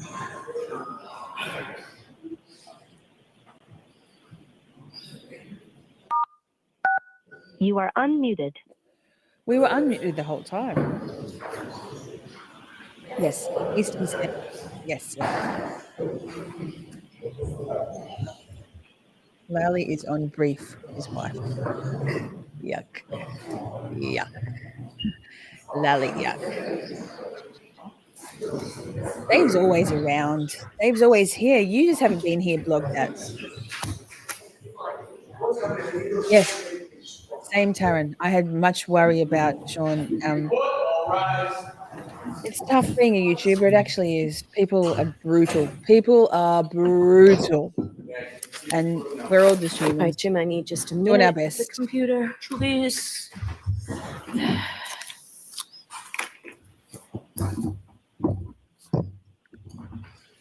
Meth has entered the chat. Okay. Liquid meth. Okay, thank you. Back on the record on the Karen Reed matter. Okay, so good 169. afternoon, Are you like Council. number Good afternoon, Ms. 169? Gilman. I appreciate you Robin, being here. hi. Good to see you. Really? Wait, let me check that. Not that I don't believe you, but that's pretty cool. No, it's 146. What are we saying? 169. I mean, if Taryn just said 69 or Pokemon, but Pokemon's over on a different channel now, that's okay. We share the love around here. Bev, okay, we're after lunch. Okay, let me see. Doesn't AJ have a child that's 5 or 6 years old? Yes, I believe so. But you know, men can sow their seeds at any age. Us women are have a more finite duration of childbearing. Thank you, Stream Elements. We love you, Stream Elements. Taryn, my mods, we love you, Stream Elements. And thank you, Taryn, for setting up that cheeky sucker into the chat, Stream Elements. Big love. Before we see this video, just briefly, I just want to say that there were really only 2 motions that I'm comfortable with deciding by the 2 o'clock call here. 173. I've got 146. Make I sure don't know if everybody I hits already like, allowed put a that, thumbs but down, that's same thing. allowed. And the Commonwealth's motion eliminate, Jim, I think this is 317. Commonwealth's motion She might have eliminate run to a brush prohibit through her dog reference to shampoo any there. federal investigations Yes. conducted by the U.S. Attorney's Office 174. Well, or thank you, everybody, FBI. for hitting the So likes. that will come into evidence the way that it typically does here in Massachusetts. You Karen is the can technology queen. question as to a date where the statement was made under oath, and we can discuss it as it gets closer in more detail. So the other motions are Amen, under Karen. advisement. We'll talk about that when we come back to sort of housekeeping matters at the end of the day. So 145%. do you have that video all pulled up, Mr. Lally, for me to see? Yes, Wait. Okay. Pause. Let me say welcome to the people coming back into chat. Thank you for coming back or joining us. We are watching, this is the afternoon session of the 16th of April this year, pre-trial motions hearing in obviously the Karen Reed trial version 1. We have got, let me see, whatever that says there, that much more to go. We're watching Lally on 2x speed because Lally. And that, so make sure you are hitting the like as you come on in. And replay crew, if you're still sticking around after 3 hours, Love your faces. Thank you. Drop a comment in the comments box to tell me you're on Replay Crew. Yay. Okay. And Your Honor, for the record, it's a little bit lengthy as far as the entirety of the video. The portion that I would be submitting to the court is from 7 minutes and 4 seconds until 9 minutes and 55 seconds. Okay. No, I would never turn my back on it either. Thank you. But sometimes people just need to do their thing. Okay, here we go. What do we got? A video. Camera person's first day. So we locked up the house. I know we just did the lock. Okay. Can you explain to me? Okay, so this is we're all in on the same joke, right? We might watch this a couple of times because I believe in court we only got the audio in the trial, right? So let's watch. What the process is right now? Absolutely. That's So you're going pretty to be booked just like last time. Go through the same process. It's going to be a little less time consuming because we're not going to do major case splits as we did those last time. Once you're booked and you go through this portion of it, we'll let you make a phone call just like last time. We'll make a phone call. Your parents will be able to bring you whatever other additional needs, things that you need. And then tomorrow morning, you'll go and be arraigned at Norfolk Superior Court on the charges. There we put it all, Charlie, Rachel. I'm sure you'll go over the charges again with you on the warrant. But I'm on bail, so how can I be spending the night here again? All right, so I'll explain that portion to you, as long as it's not going to interfere with you. Are you ready to go? Yeah, I'm just waiting for Ramsey. Okay. So initially, your arrest was on probable cause out of the district court. Okay. So the charges that you were arrested on initially were out of district court. Still in district. That's where the agreement was. It was district level charges. Today, grand jury indicted you on these charges, which is second-degree murder, vehicular homicide, and leaving the scene of a death. Okay, so those are the charges that grand jury indicted you on. So now you're being charged and will be arraigned in Superior Court, Norfolk County Superior Court in death. Okay. Just the audio. So bail doesn't apply anymore? Typically, I thought it was the audio, but maybe it's but typically once murder comes into play, people. A lot of the trial I watched just listening because I do most of my YouTubing listening, often when I'm at work. So perhaps it was the video. Happy to be corrected. In my brain remembers it being just audio, but that could well be because all I was doing was audio. Don't get bailed out. So it's not manslaughter anymore, is that the difference? That's correct. It's a higher degree of taking a life. Okay, so that's the charges that you're being charged with now, and you were indicted by grand jury. Okay, you're aware he was beaten up by Brian McCall Albert. I mean, we're all in on the same joke, right? My tail light was cracked and jaw was pulverized. Okay, charged with now, and you were indicted by grand jury. Okay, you're aware he was beaten up by Brian McCall Albert. Hi, Petty. Good to see you. I mean, we're all in on the same joke, right? Wait. My tail light was cracked and jaw was pulverized. Okay, you need now, and you were indicted by grand jury. Okay, you're aware he was beaten up by Brian McCall Albert. I mean, we're all in on the same joke, right? My tail light was cracked and jaw was pulverized. Okay, you need to abide by the rights that were afforded to you. Okay, so you can talk if you want. If you want to tell us what happened, that's fine. We'll listen, but you were ready to do your rights, okay? And I'm sure he's going to do it again. All right. If you want to talk to us, you want to give us a story, definitely. But we'll take it. No, I don't. I mean, I know you already know the story, so I don't want me to.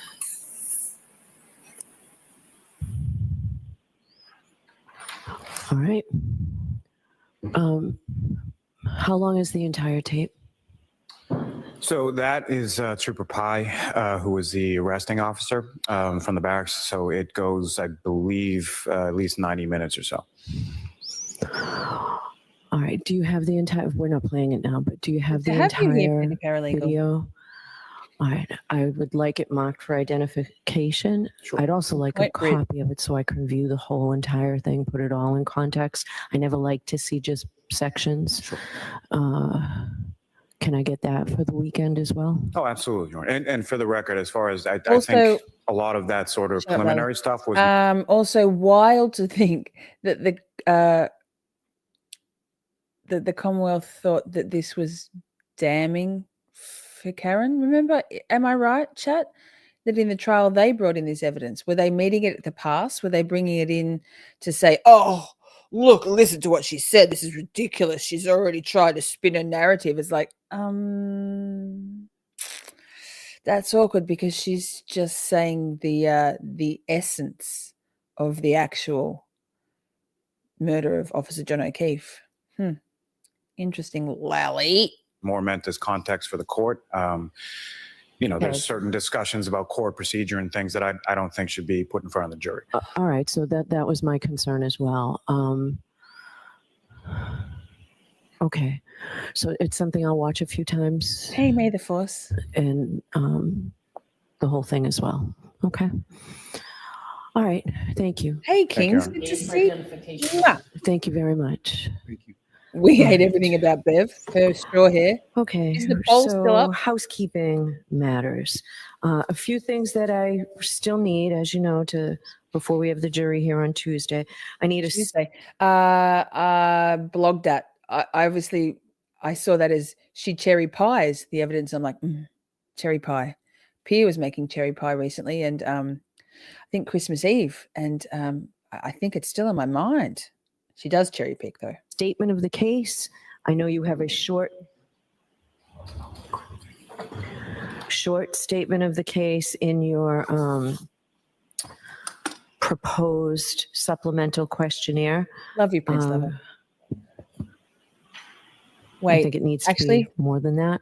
can I just say, chat, have you noticed that Prince Lover says hello to every single one of you? All my mods are very friendly and everybody says hello, but Prince Lover is our beautiful greeter. She greets everybody. I'm so lucky to have this amazing team of moderators who are also my very best friends. I'm blessed. Thank you, Prince Lover, for making and all my mods, but particularly Prince Lover, always making everybody feel so welcome and seen. It's such a huge thing, such a huge part of this community. I really appreciate everything you do. All of my moderators. Thank you so much. So best mods, drop it in the chat if you've got the members emojis available to you. Before you leave today, I'd like you all to agree on a joint statement of the case. I need witness lists. If the witnesses are going to be called, I have to read their names, as you know, to the jury on Tuesday morning. Once we get a jury, and I know none of us knows how long that might take, how long will it take to put in the Commonwealth's case? You can tell me Better late than with never. DNA and without DNA.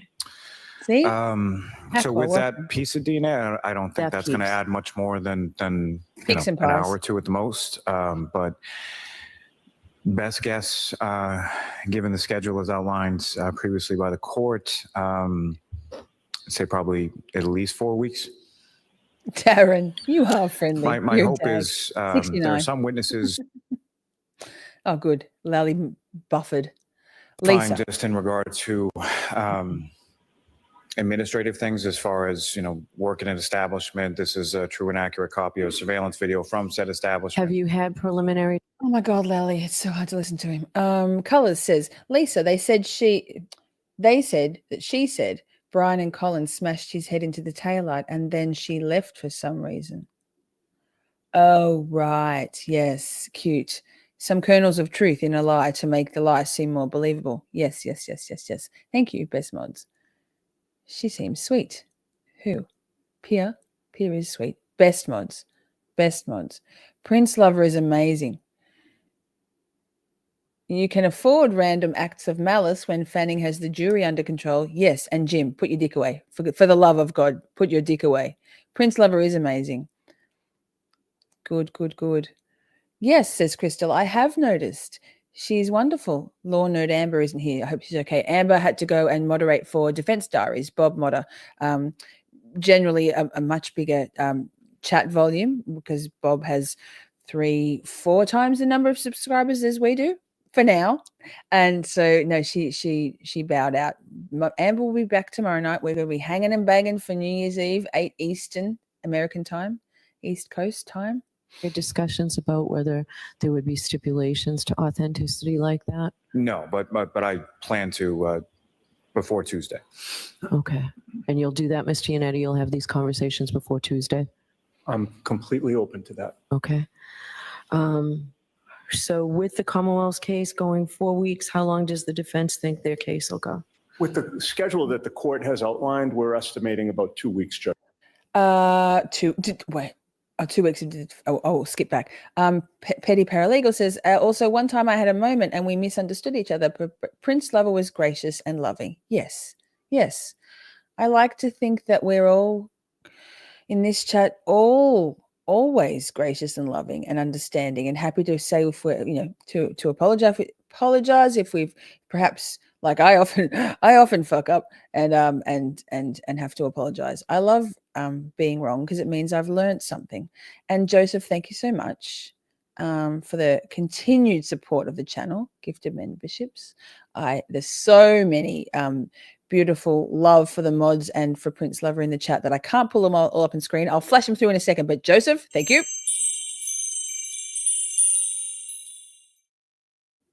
Judge. Okay. Wait, let's go back. For Tuesday. What did you say? 2 weeks? Okay. What? And you'll This do is that, right Ms. before Giannetti? trial You'll have started. these conversations before Tuesday? I'm completely open to that. Okay. Yay, So Ruth. with the Commonwealth's case going 4 weeks, how long does the defense think their case will go? With the schedule that the court has outlined, we're estimating about 2 weeks, Judge. Okay. Non-consensual memberships. All Thank right. you, Joseph. I need to tell the jurors how long it will take. So if you say 6 Let's weeks, go I'm going to tell them 10 7, weeks. which Say will 10, make Bev. it longer Say 10. for us to get a jury. But Right, understood. And then there's also the X factor of how long it takes to get a jury. Right. Oh, exactly. No, I'm going to tell them once we get a jury, it will be 7 weeks, give or take. And just while we're on this subject, Your Honor, does the court have any idea in terms of Many the times a day, availability Penny. of jurors All the every time. day of the week? While We we're don't have jurors on Fridays. no jurors on Fridays. No, and it Janine, gets there you are. Hi. progressively lower as the Okay. week goes on. But we've got jurors. Once we Karen, we're fucking start, professionals. the Please, trial ma'am. that is I impaneled don't give a has fuck. priority over all other trials. So once we start, and I expect that we'll start on Tuesday, we'll do that. So there's a couple of things about the voir dire of the jurors. Why did- Love. So we will do the voir dire, the individual voir dire of jurors over here at sidebar. And only one lawyer from each Sidebar. side is permitted to ask the Sidebar. questions of the jurors. I think I'll probably be able to give you 5 minutes or so for each witness, no more. And I'd like to talk to you all at sidebar now about your joint proposal. I'm going to have to agree to disagree with you on that one, Blog Dat. I think that my opinion on Turtle Boy is that without Turtle Boy, Aiden, almost none of us would have such an intricate understanding or knowledge of all of the bad actors, the McAlbert stuff. You might not like Aiden's methods or his personality. I love his personality. I like his methods. There have been some things that have made me feel a little uncomfortable, but overall, I think the shit show is the human component and the controversy of it all. It's very divisive. And perhaps that Turtle Boy derangement syndrome is the thing that is the divisive catalyst. But, I think there's not enough credit given to Aiden from the haters that he's done some pretty amazing work. But I mean, it is a shit show. I just don't know whether it's Aiden's fault at all. And Joseph, again, thank you. That merits another one of these.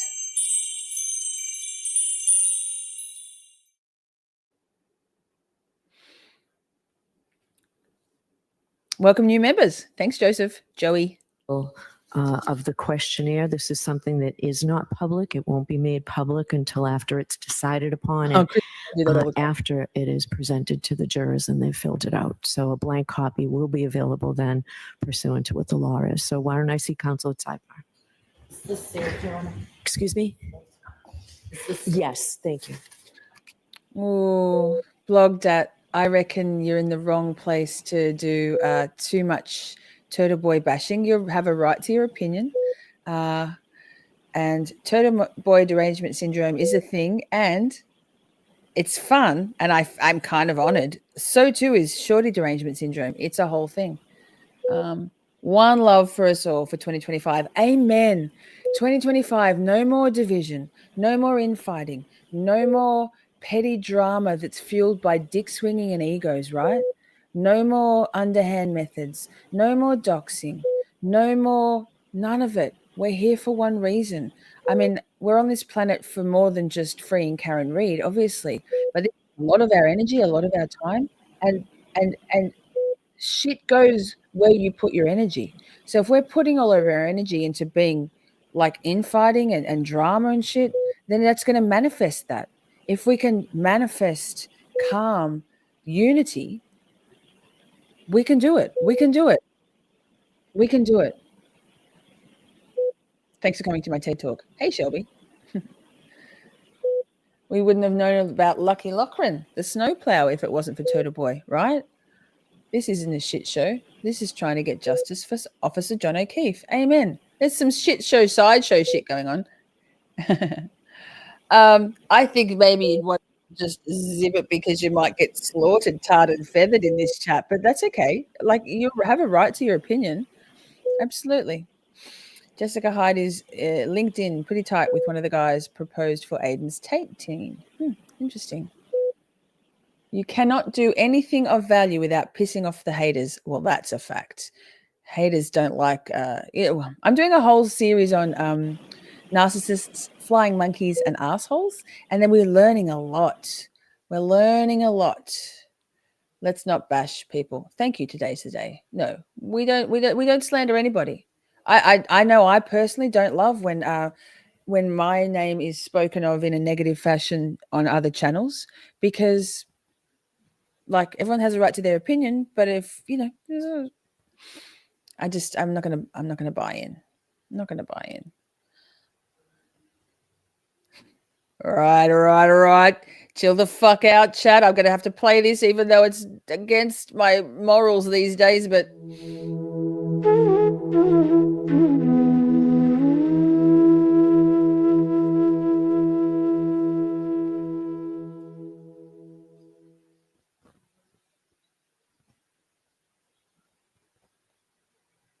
let's just all take a moment to wind it back. It's the last day of 2024 here in Australia because I'm in the future and I'm in charge. I'm fucking camp coordinator. Hi, Reese. Good to see you, darling.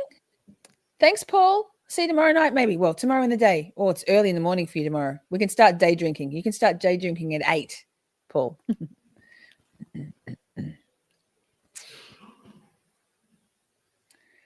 Thank you, Britt. Onwards and upwards. 2025 is our year. Bring that shit on. I fucking can't wait. I'm so excited. It's been an amazing year. Highs and lows, and we're riding it. It's so good. And you all, shorties, you all make it amazing for me. Oh, my goodness, Kim. We be starting wars in shortage chat. Yikes. Oh, goodness me. Can we move on? I don't like it. Namaste. Yes, namaste. Thank you, Cheryl. Kansas. Yeah, it's a whole analogy. Thank you. What the fuck? I love the grace you exude, Shorty. Appreciate the current series you are doing too. It's awesome info for all. Well, thank you. I'm really enjoying it. That's my jam, man. Psychology and the human condition. Absolutely my jam. Anthony P says, chill out or I'll have to turn off the heat, right? That's brought me down off a few ledges. It's a beautiful, calming thing. I'm trying to make a new one if I ever know how to do stuff other than jibber jabber, rabbit on.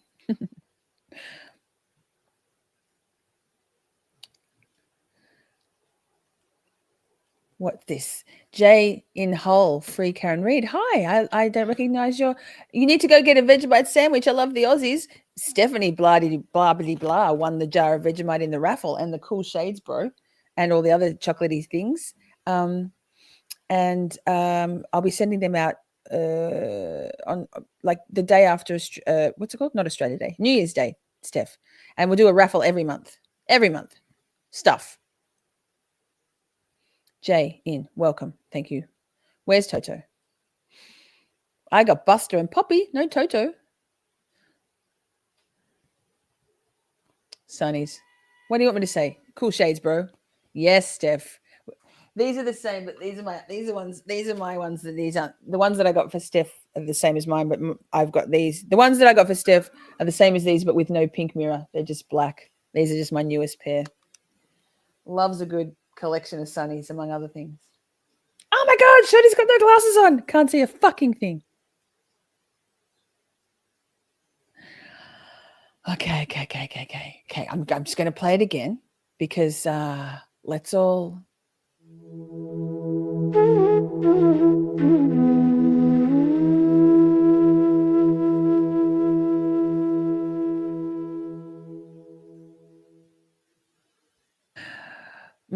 Vegemite. You know what? I haven't had Vegemite on my toast for the last few days because I've been having hot cross buns because there's Easter stuff in the shops as soon as fucking Christmas is over, and I'm here for it. Yeah, hot cross buns. Look, we're almost over. We made it, chat. If we can make it before we start brawling, I'd be so happy. That's my end of year, New Year's wish. Please, God. Thoughts and prayers, chat. Karen, love you. Oh my God. She's bored. She's bored with this whole corruption thing. It's tedious. Yes. Hey, if you would like to donate to Karen's Defense Fund in the next little while, you should. And if you do, per NH dude, just sent me he's about to send me a screenshot. My mouse. This, if you would like a free Karen Reed sticker, just send me a screenshot of your receipt. $10 or more donation will get you $1, $50 or more, $2, $100 or more, $3. Just screenshot your receipt. Send me that via email or DM me with your postal address, and one of my helpers in the States or me, if you're in Australia, will send that out to you. Karen is sitting there thinking how much this is costing her at Sidebar.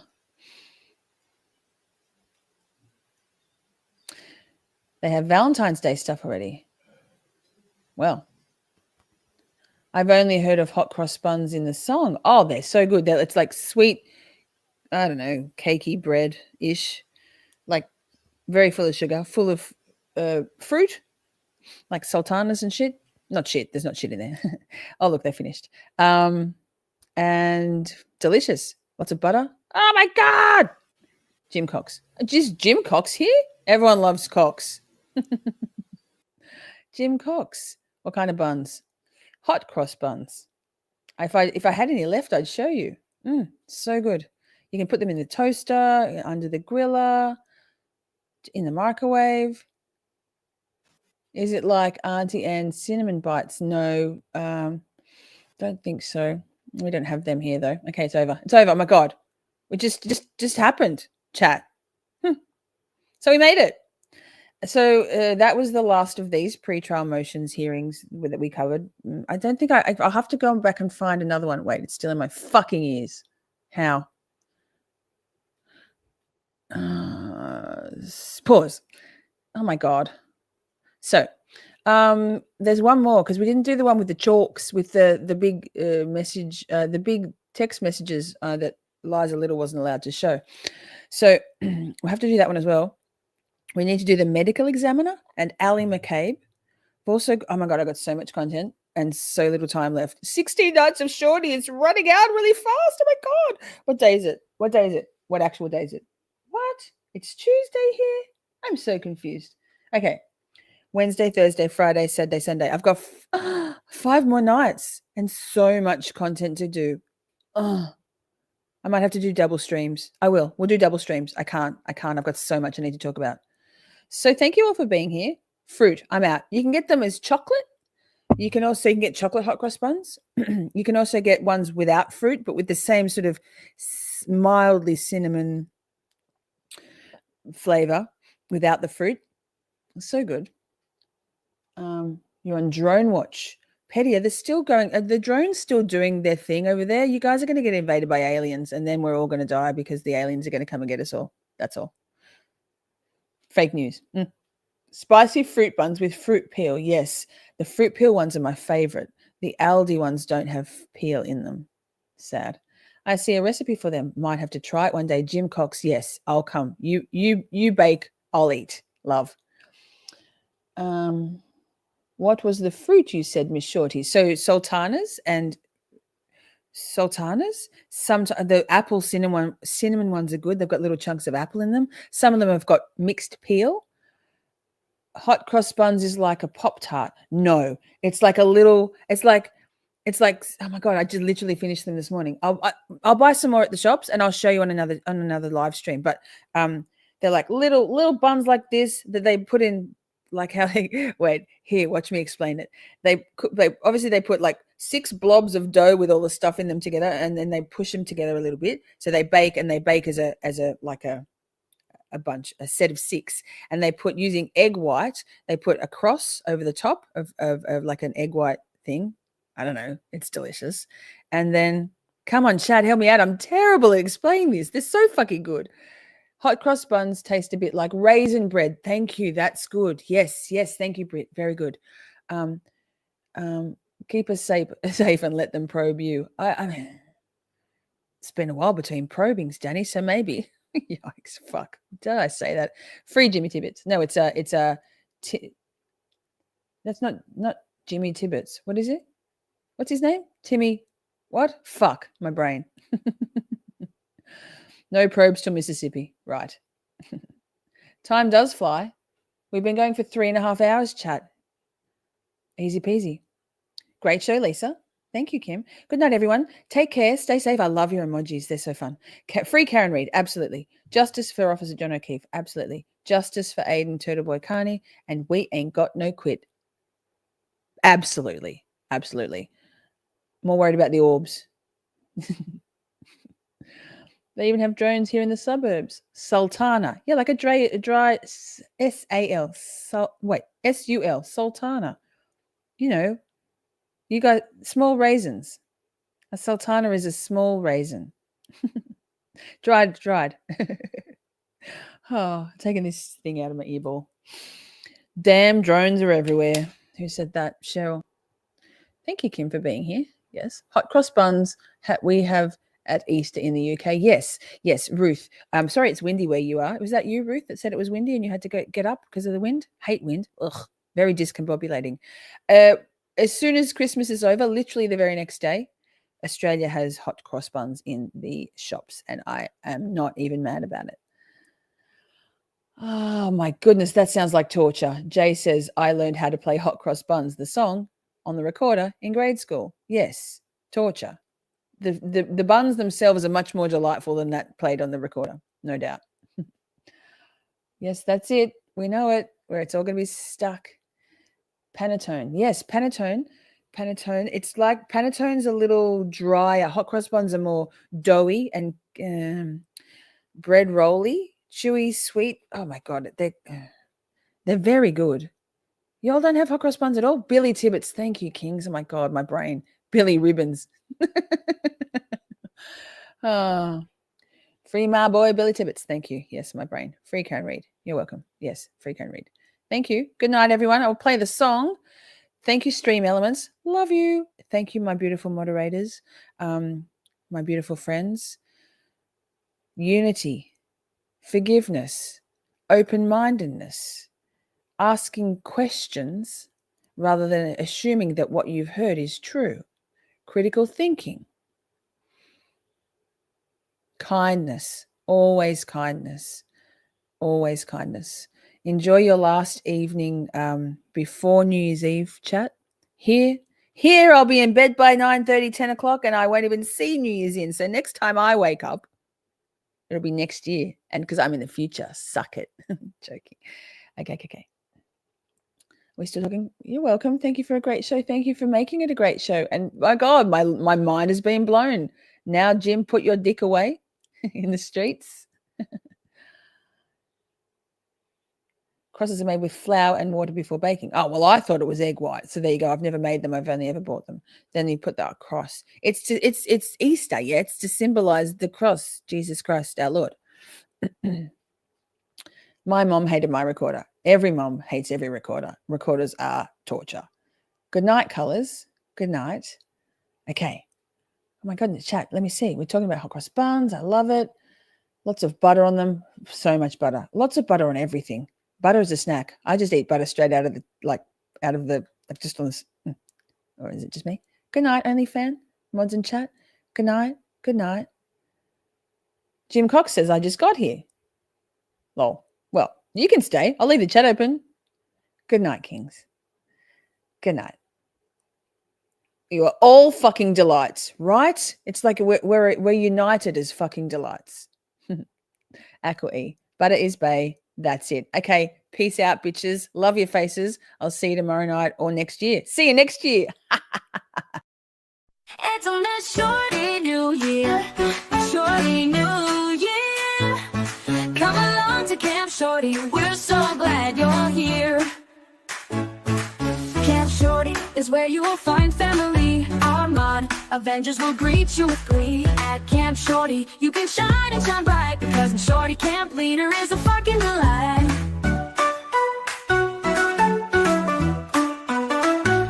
It's on this Shorty New Year, a Shorty New Year. Come along to Camp Shorty, we're so glad you're here. Your opinions are valid. You can fly like a bird with your comments and screen. You will always be heard. It's the best shout on YouTube. You can cuss all you want. And here at Camp Shorty, we even say cut. It's on this Shorty New Year, a Shorty New Year. Come along to Camp Shorty, we're so glad you're here. Let your all caps be free. It's so liberating. We stay on topic, although occasionally things get a bit feral, but it's clear to see.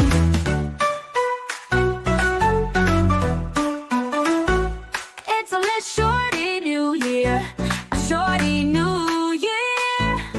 Come along to Camp Shorty, we're so glad you're here. Camp Shorty is where you will find family. Our mod Avengers will greet you with